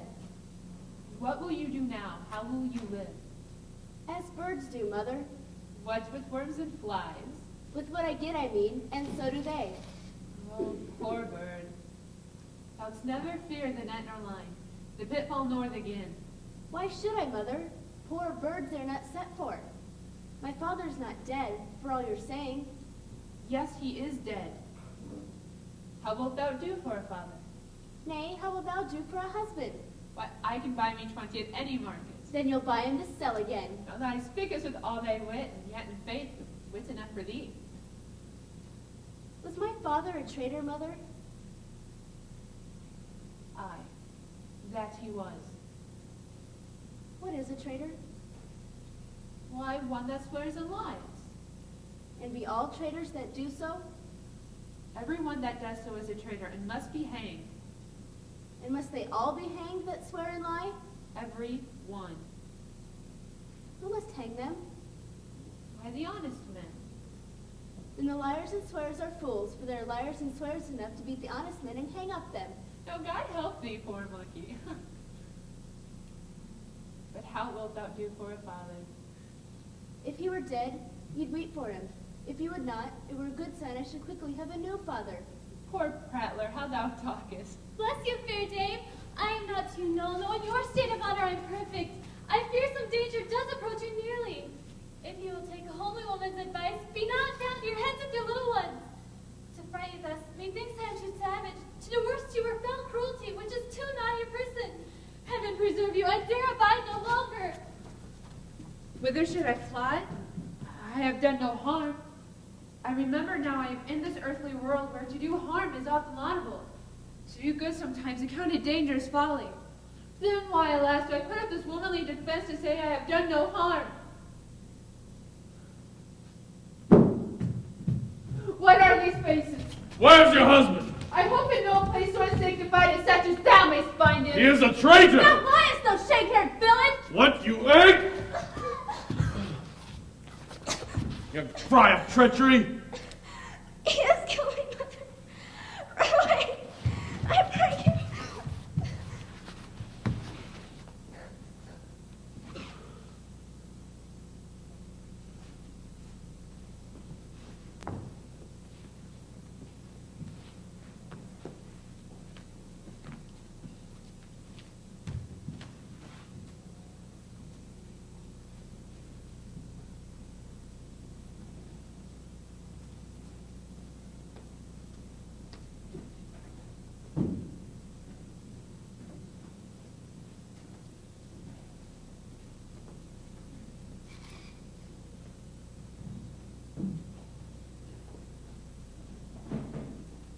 Let us seek out some desolate shade, and there weep our sad bosoms empty.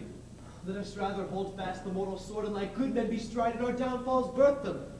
Each new morn, new widows howl, new orphans cry, new sorrows strike heaven on the face, as if it felt with Scotland and resounded like syllable of dolor. What I believe, I'll wail. What no, believe, and what I can redress, as I shall find the time to friend, I will. What you have spoken may be so, perchance. This tyrant, whose sole name blisters our tongue, was once thought honest. You have loved him well. He hath not touched you yet. I am young, with something you may deserve of him through me, and wisdom to offer up a weak, poor, innocent lamb to appease an angry god. I am not treacherous. But Macbeth is. A good and virtuous nature may recoil in an imperial charge. But I crave your pardon. That which you are, my thoughts cannot transpose. Angels are bright still, though the brightest fell. And though all things foul would wear the brows of grace, yet grace must still look so. I have lost all my hopes. Perchance even there where I did find my doubts.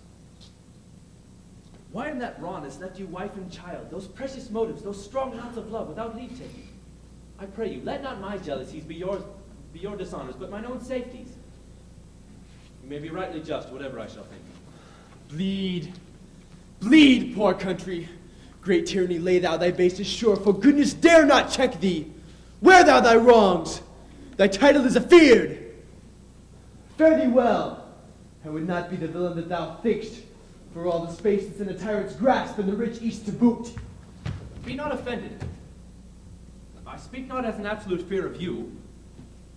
I think our country sinks beneath the yoke. It weeps, it bleeds, and each new day a gash is added to her wounds. I think withal there would be hands uplifted in my right. And here from gracious England have I offer of goodly thousands. And yet for all this, when I shall tread upon the tyrant's head, or wear it on my sword, yet my poor country shall have more vices than it had before, more suffer and more sundry ways than ever, by him that shall succeed. What should he be?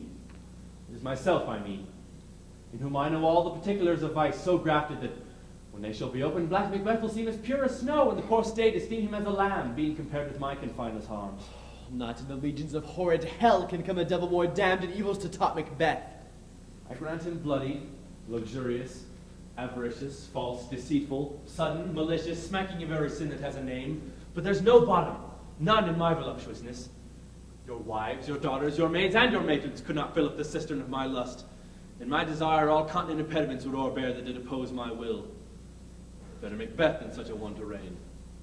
Boundless intemperance in nature is a tyranny, and hath been the untimely emptying of the happy throne. But fear you not to take upon you what is yours. You may convey your pleasures in a spacious plenty, and yet seem cold. At the time you may so hoodwink, we have willing dames enough. There cannot be that vulture in you to devour so many as will to greatness dedicate, finding it so inclined. With this there grows in my most ill-composed affection such a staunceless avarice that, were I king, I should cut off the nobles for their lands, desire his jewels in this other's house, and my more having would be as a sauce to make me hunger more, that I should forge quarrels unjust against the good and loyal, destroying them for wealth. This avarice sticks deeper, grows with more pernicious root than summer seeming lust, and hath been the sword of our slain king. But do not fear. Scotland hath fortunes to fill up the will of your mere own. All these are portable, with other graces weighed. But I have none. The king becoming graces is justice, verity, temperance, mercy, lowliness, perseverance, bounty, fortitude, courage. I have no relish of them, but abound in the division of each several crime, acting in many ways. Nay, had I power, I would pour the sweet milk of concord into hell. Uproar the universal peace, confound all unity on earth. Scotland. Scotland! If such a one be fit to govern, speak. I am as I have spoken. Fit to govern? No, not to live.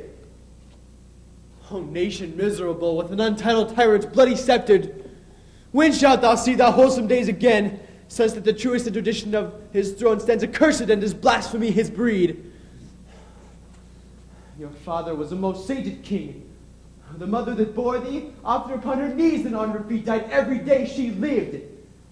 Fare thee well. The evils that thou hast repeatest hath banished me from Scotland. O breast, thy hope ends here. Macduff! This noble passion, child of integrity, hath from my soul wiped the black scruples, reconciled my thoughts to thy good truth and honor. Devilish Macbeth, by many of these trains, hath sought to win me into his power, and modest wisdom plucks me from overcredulous haste. Would God above deal between thee and me, for even now I put myself to thy direction, and unspeak mine own detraction. Here abjure the tainted blades I laid upon myself, for strangers to my nature. I am yet unknown to woman, never was forsworn, scarcely have coveted what was mine own. At no time broke my faith, would not betray the devil to his fellow, and delight no less in truth than life. My first false speaking was this upon myself. What I am truly is thine and my poor country's to command. Whither indeed, before thy here approach, old Seward with 10,000 warlike men already at a point was setting forth. And now we'll together, and may our chance of goodness be like our warranted quarrel. But why are you silent? Such welcome and unwelcome things at once. It is hard to reconcile. Well, more anon. Comes the king forth, I pray you? Aye, sir. There are a crew of wretched souls that stay insecure. Their malady convinces great assay of art, but at his touch, such sanctity hath heaven given his hand. Die presently, amen. I thank you, doctor. What is the disease he means? 'Tis called the evil. A most miraculous work in this good king, which often upon my here remain at England I have seen him do. How he solicits, heaven himself best knows, but strangely visited people, all swollen and ulcerous, pitiful to the eye, the mere despair of surgery he cures. Hanging about their neck a golden stamp put on with holy prayers. And 'tis spoken to the succeeding royalty he leaves the healing benediction. And with this strange virtue he hath the heavenly gift of prophecy, and sundry blessings hang about his throne that speak him full of grace. See, who comes here? My countryman, but yet I know him not. My ever gentle cousin, welcome hither. I know him now.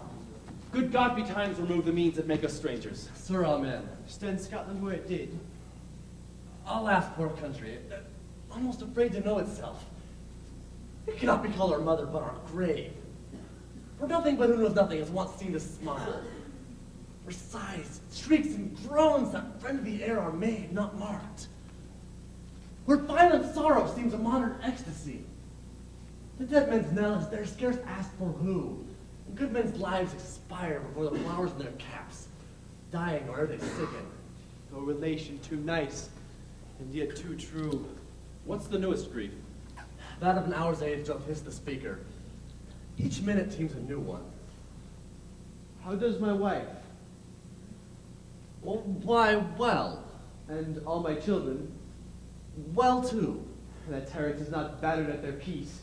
No, they were well at peace when I did leave them. Well, be not niggard of your speech. How goes it? When I came hither to transport the tidings which I have heavily borne, there ran a rumor of many worthy fellows that were out, the which was to my belief witnessed the rather, for I saw the tyrant's power afoot. Now is the time of help. Your eye in Scotland would create soldiers, make our women fight, to doff their dire distresses. Be it their comfort, we are coming thither. Gracious England hath lent us good sword and 10,000 men, an older and better soldier none that Christendom gives out. What I could answer this comfort with the like, but I have words that would be howled out in the desert air where hearing should not latch them. Well, what concern they? Is it the general cause, or is it fee grief due to some single breast? No honest mind, but in it shares some woe, though the main part pertains to you alone. Let it be mine. Keep it not from me. Quickly, let me have it. Let not your ears despise my tongue forever, which shall possess them with the heaviest sound that ever yet they heard. I guess at it. Your castle is surprised. Your wife and babe savagely slaughtered. To relate the manner whereon a quarry of these murdered deer to add the death of you. Oh, merciful heaven, what man, ne'er pour your hat upon your brow, give sorrow words. The grief that does not speak whispers the overfraught heart and bids it break. My children too? Wife, children, servants, all that could be found. And I must be from thence. My wife killed too? I have said. Be comforted. Let's make medicine to this great revenge to cure this deadly grief. He has no children. All my pretty ones? Did you say all? Oh, hellkites, all? But all my chickens and their damage, one fell swoop? Dispute it like a man. I shall do so, but I must also feel it as a man. I cannot remember such things that were most precious to me. Oh, merciful heaven, did heaven look upon them and not take their part? Sinful Macduff, they were all struck for thee. Not that I am, not for their own demerits, but for mine fell slaughter on their souls. Heaven rest them now. Be this the whetstone of your sword. Convert grief to anger, blunt not the heart, enrage it. Play the woman with mine eyes and baggage with my tongue. But gentle heaven cuts short all intermission. Front to front, bring down the speed of Scotland and myself. Within my shore's length set him, and if he escape, heaven forgive him too. His tune goes manly. Come, go we to the king. Our power is ready, our lack is nothing but our leave. Macbeth is ripe for the shaking, the powers above put on their instruments. Receive what cheer you may. The night is long that never finds the day.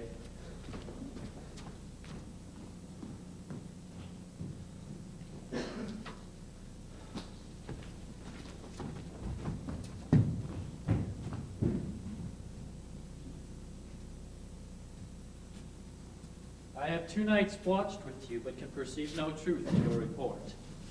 When was it she last walked? Since His Majesty went into the field.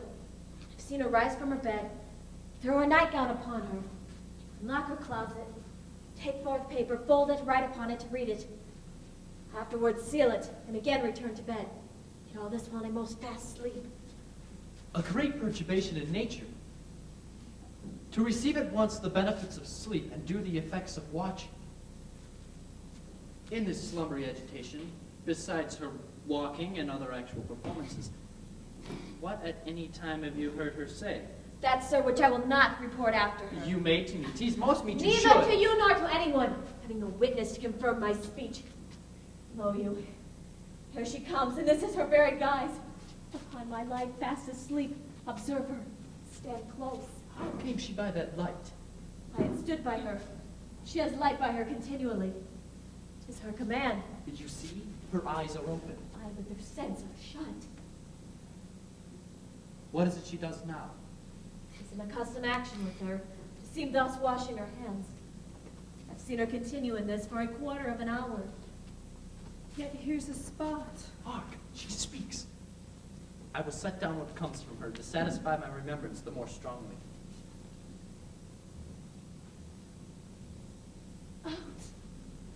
Out, damn spot! Out, I say!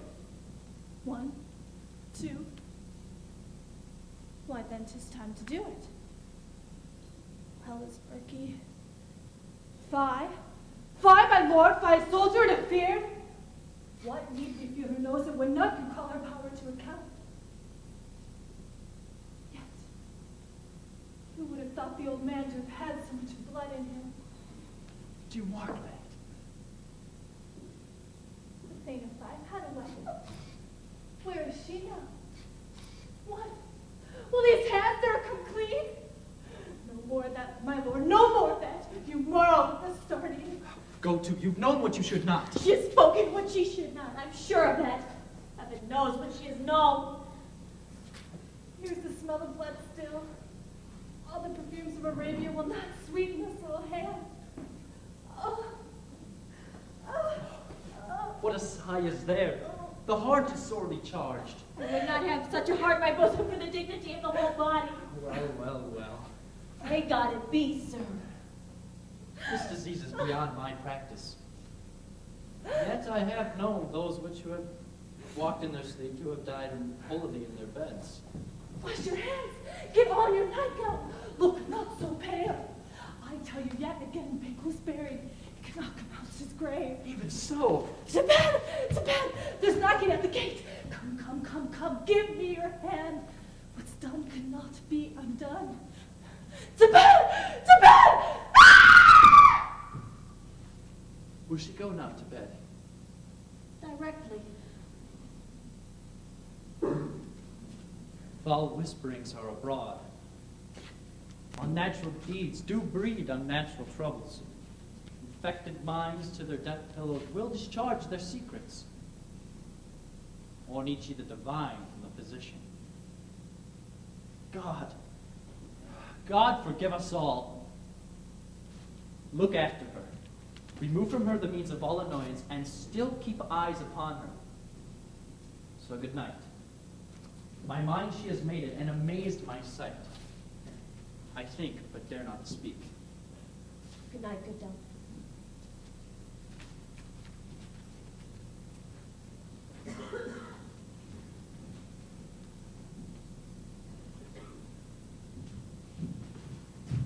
The English power is near.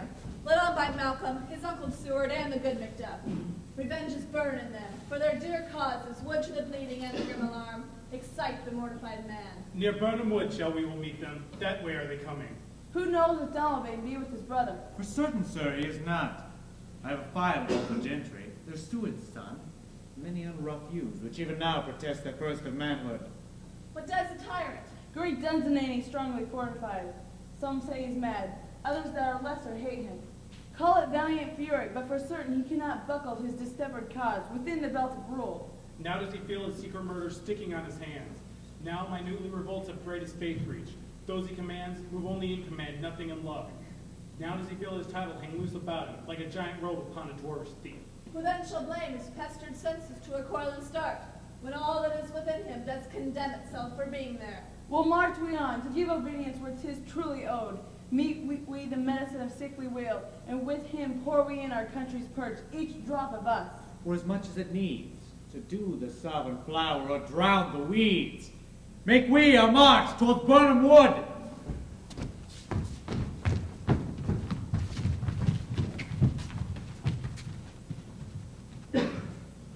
Bring me no more reports, let them fly all.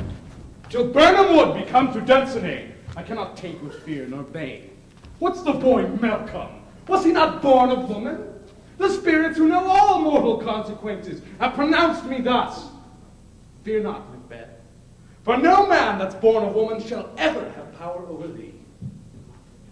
So fly, false thanes, and mingle with the English epicures. The mind I sway by and the heart I bear must never sag with doubt nor shake with fear.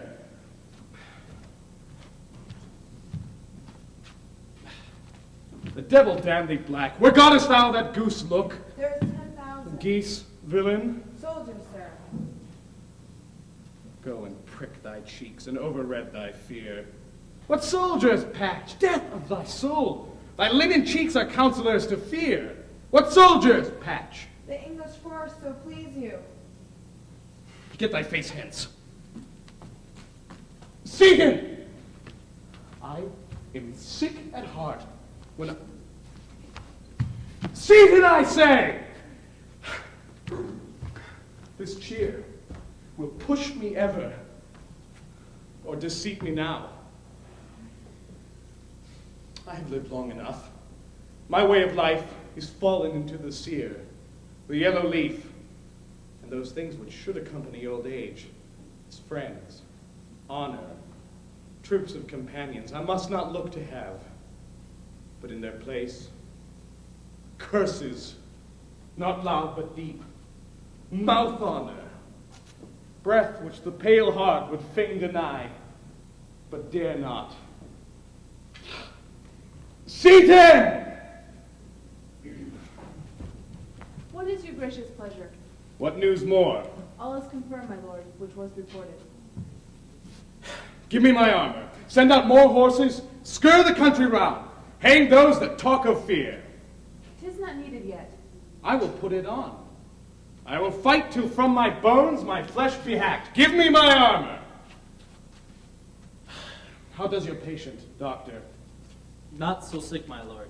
And she is troubled with thick-coming fancies that keep her from her rest. Cure her of that. Canst thou not minister to a mind diseased? But pluck a rooted sorrow from the memory, or raise out the written troubles of the brain, and with some sweet, oblivious antidote, purge the stuffed bosom of that perilous stuff which doth weigh upon the heart. Therein the patient must minister to himself. Throw physic to the dogs. I will have none of it. Come, put on mine armor. Bring me my staff. Dispatch, sir. Doctor, the things fly from us. What purgative, what rhubarb, what senna would send these English hence? Hear you of them? Aye, my good lord, your royal preparation makes us hear something. Bring it after me. I will not taint with fear nor bane, till Burnham Wood be come to Dunsinane.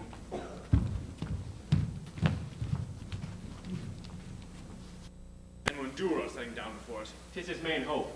For there is advantage to be given, both more and less have given him the revolt. And none sort with him but constrain things whose hearts are absent too. Let our just censors attend the true event, and put we on industrious soldiership. the time approaches that will with due decision make us know what we shall say we have, and what we owe. Thoughts speculative and their unsure hopes relate, but certain issue strokes must arbitrate. Towards which advance the war! Hail Scotland!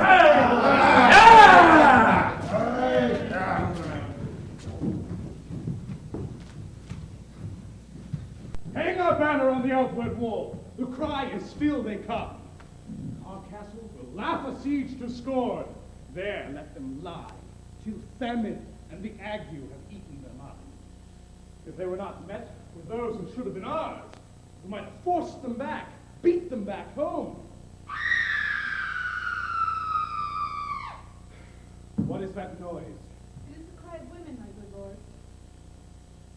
I have almost forgotten the taste of fears. Time was, my senses would have cooled to hear a night shriek, and my fellow pair would have a dismal treatise rouse and stir, as if it had lightened. I have supped full with horrors. Direness, now familiar to my slaughterous thoughts, cannot once start me. Wherefore was that noise? The queen, my lord, is dead.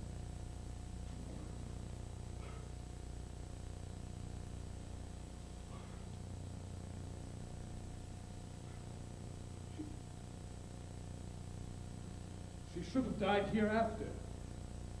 There would have been time for such a word.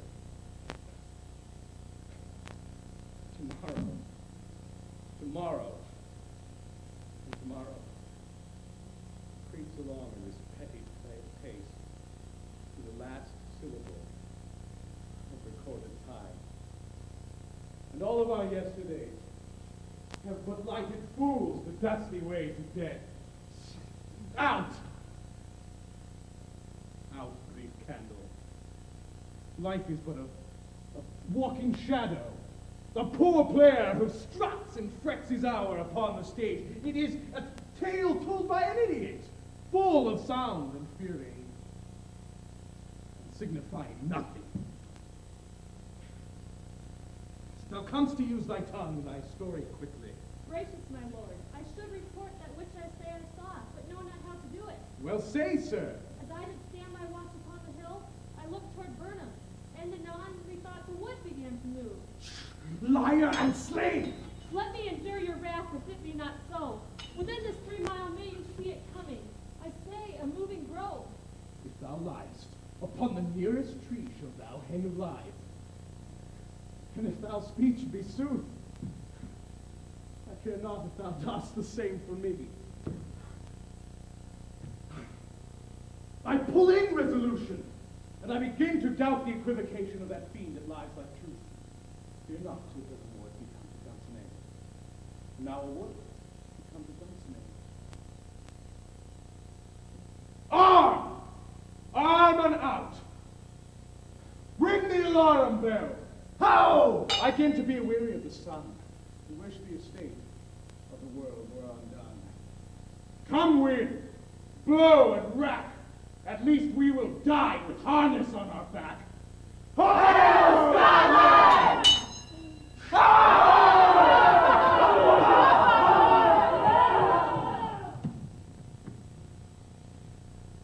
Now near enough. Your leafy streams flow down and show like those you are. You, worthy uncle, shall with my cousin, your right noble son, lead our first battle. Worthy Macbeth, we shall take upon us what else remains, according to our order. Fare you well. Do we but find the tyrant's power tonight? Let us compete. Make all our trumpets speak. Give them all breath, those clamorous harbingers of blood and death. Hail Scotland!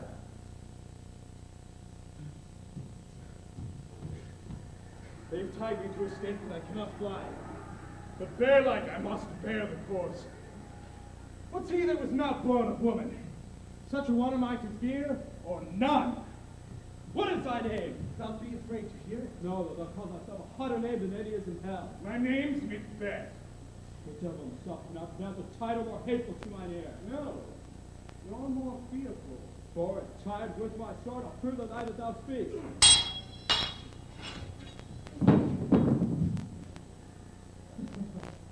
Thou wast born of woman.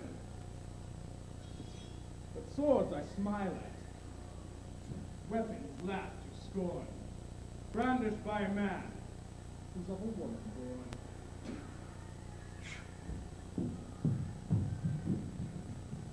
That way the noise is.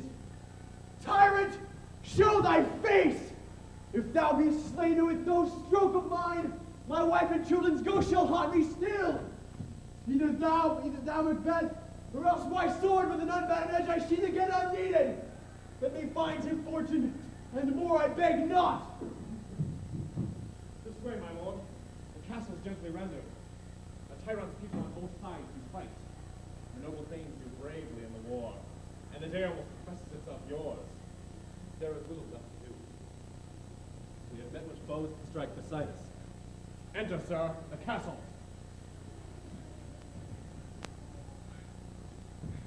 Why should I play the Roman fool and die upon mine own sword? Will I see lives? The gashes be better on them.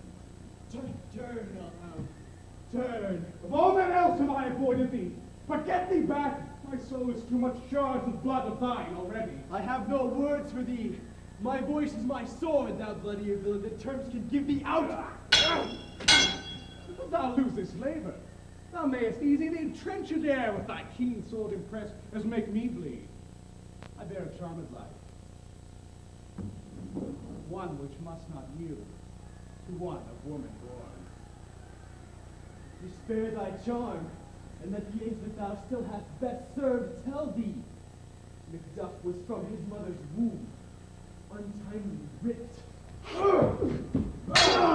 Accursed be the tongue that tells me so, for it hath carved my better part of man, and be these juggling fiends no more believed, who palter with us in a double sense, making promises to our ears, which they break to our hope. I will not fight thee! Then yield thee, coward, and live to be in show and gaze at the time. We'll have thee as our rare monsters are painted upon a pole, and under it, here may you see the tyrant. I will not yield to kiss the ground beneath young Malcolm's feet, or to bear the fated Randall's curse. The Burnham wood, he come to Dunsinane, and thou opposed, being of no woman born. Yet I shall try the last. Before my body, I throw my warlike shield. Lay on, Macduff. And damned be him that first cries, hold enough!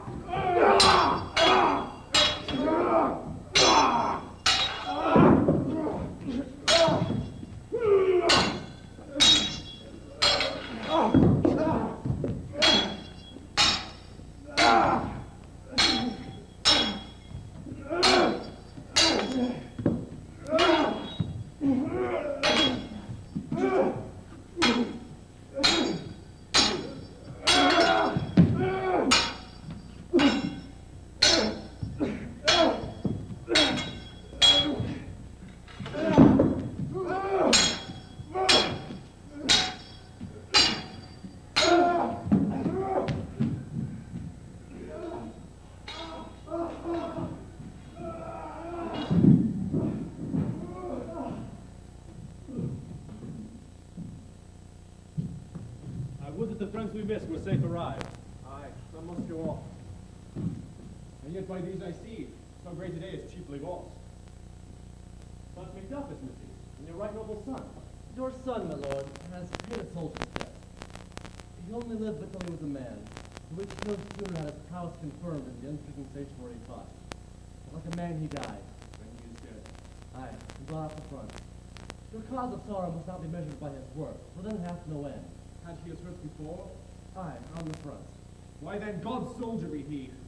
Had I as many sons as I had heirs, I would not wish them to a finer death. And so is Nell is known. He's worth more sorrow, and that I'll spend for it. He's worth no more. They say he parted well and paid his score. And so God be with him. Here comes newer comfort. Hail, King, for so thou art. Behold, where stands the usurper's cursed head. The time is free. I see thee compassed in thy kingdom's pearl, that speak my salutations in their mind, and whose voices I desire aloud with mine. Hail, King of Scotland! Hail, King of Scotland!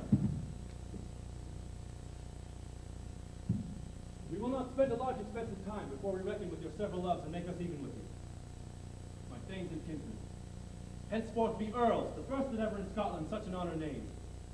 What's more to do which would be newly planted with the time is calling home our exiled friends from abroad who fled the snares of watchful tyranny. Calling forth the cruel ministers of his dead butcher and his fiend-like queen, who, as 'tis thought, by self and violent hands took off her own life. This and what needful else, by the grace of grace, we will perform in measure, time, and place. So thanks to all at once and to each one, whom we invite to see us crowned at Scone. Hail, Scotland!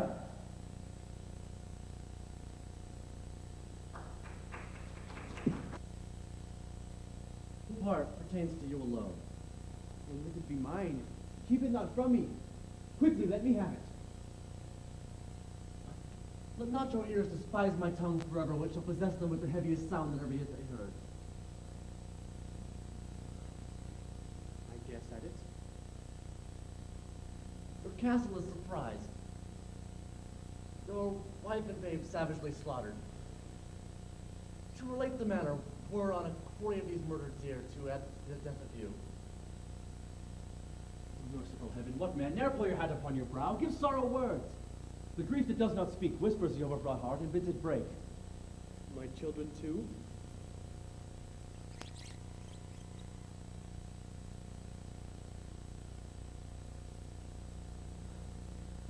I guess at it. Your castle is surprised. Your wife and babe savagely slaughtered. To relate the manner whereon a quarry of these murdered deer to add the death of you. Merciful heaven, what man ne'er pull your hat upon your brow? Give sorrow words. The grief that does not speak whispers the overwrought heart and bids it break. My children too? Wife, children, servants, all that could be found. I must be from thence. My wife killed too? I have said. Be comforted. Let's make us medicines of this great revenge to cure this deadly grief. He has no children. And all my pretty ones? Did you say all? Oh, hellkite, all? What, all my chickens and their damage, one fell swoop? Disputed like a man. I shall do so, but I must also feel it as a man. I cannot but remember such things that were most precious to me. What, did heaven look upon them and not take their part? Sinful Macbeth, they were all struck for thee. Not that I am, not for their own demerit, but for mine fell slaughter on their souls. Heaven rest them now. Be this the whetstone of your sword. Convert grief to anger, blunt not the heart, enrage it. Oh, I can play the woman with mine eyes and braggart with my tongue. But gentle heaven, cut short all intermission. Front to front, bring down the speed of Scotland and myself. Peace, sentiment in my sword's like peace scape. Heaven forgive him too. His tune goes manly. Come, go we to the king. Our power is ready. Our lack is nothing but our leave. Macbeth is ripe for the shaking. The powers above put on their instruments. Receive what cheer you may. The night is long that never finds the day.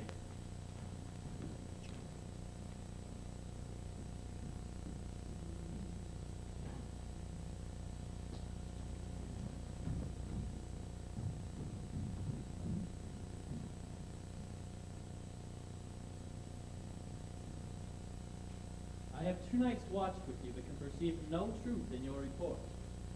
When was it she last walked? Since His Majesty went into the field, I have seen her rise from her bed, throw her nightgown upon her, lock her closet, take forth paper, fold it, write upon it, read it, afterwards seal it, and again return to bed. Yet all this while in the most fast sleep. A great perturbation in nature. To receive at once the benefits of sleep, to do the effects of watching. In the slumbery agitation, besides her walking and other actual performances, what at any time have you heard her say?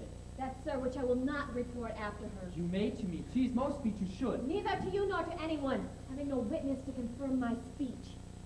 Lo, here she comes, and upon my life, her very guise is fast asleep.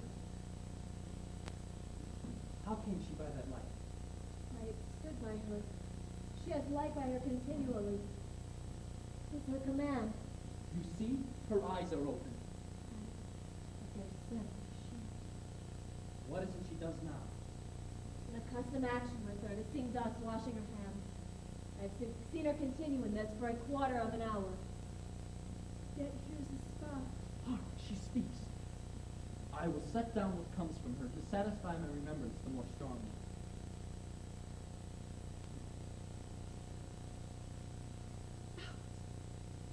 Out, Team Spot, out, I say!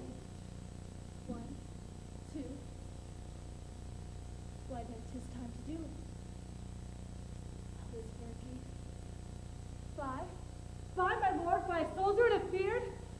What need we fear? Who knows that when none can call our power to account? Yet, I would have thought the old man to have had so much blood in him. Do you mark that? The Thane of Fife had a wife. Where is she now?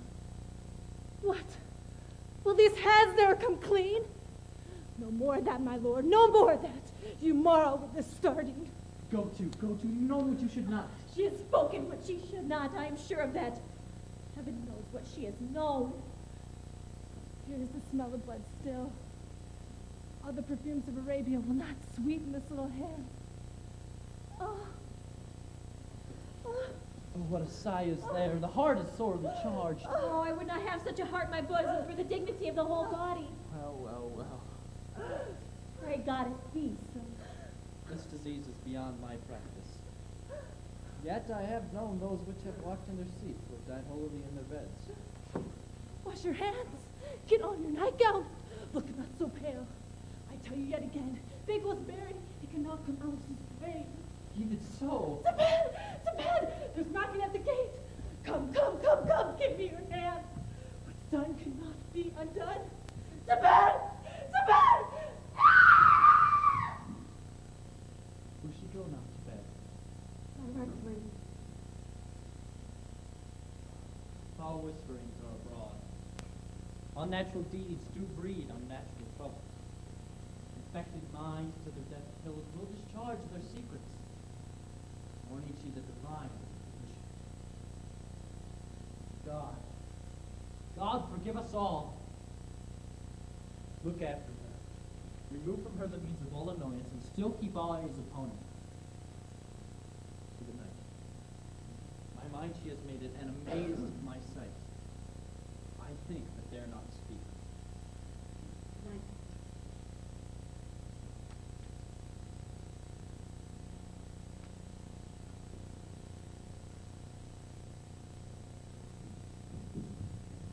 The English power is near, led on by Malcolm, his uncle Stuart, and the good Macbeth. Revenge is burned in them, for their dear causes, wood to the bleeding and the grim alarm, excite the mortified man. Near Burnham Wood shall we will meet them. That way are they coming. Who knows that Donovan he was his brother? For certain, sir, he is not. I have a file of all the gentry. Here's young Seward, sounded many unrough feuds, which even now protest the birth of manhood. But as the pirates, great Duncan he strongly fortified. Some say he's mad, others that are lesser hate him. Call it valiant fury, but for certain he cannot buckle his dissevered cause within the belt of rule. Now does he feel his secret murder sticking on his hands. Now minutely revolts separate his faith breach. So as he commands, move only in command, nothing in love. Now does he feel his title hang loose about him, like a giant robe upon a dwarf's feet. Who then shall blame his pestered senses to recoil and start, when all that is within him does condemn itself for being there? We'll march we on, to give obedience where 'tis truly owed. Meet we the medicine of sick and wheel, and with him pour we in our country's purse each drop of us. Or as much as it needs to do the sovereign flower, or drown the weeds. Make we a march towards Burnham Wood.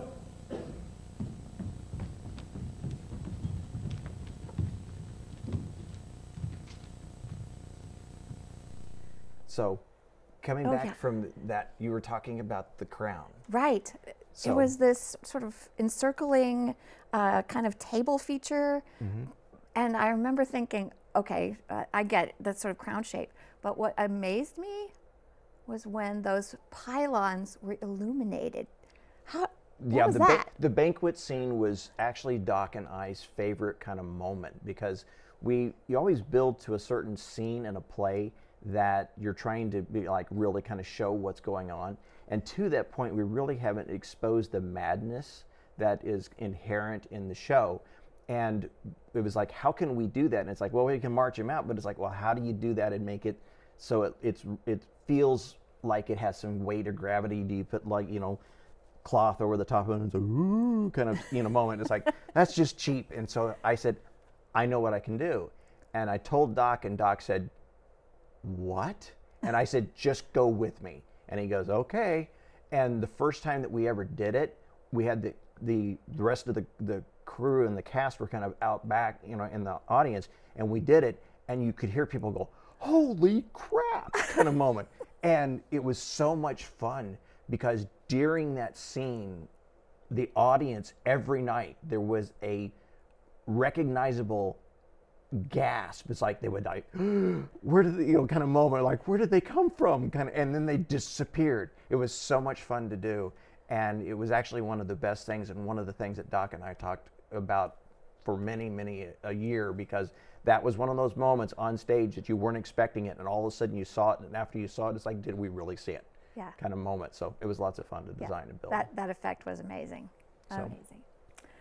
We hope you enjoyed BVU's 1997 production of Macbeth. Thank you to our wonderful alumni who submitted monologues and memories of their time in the program.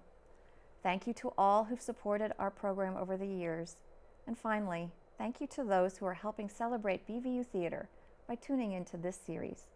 We'll see you next time on BVU Theater Remembers, the wit and wisdom of Shakespeare in replay.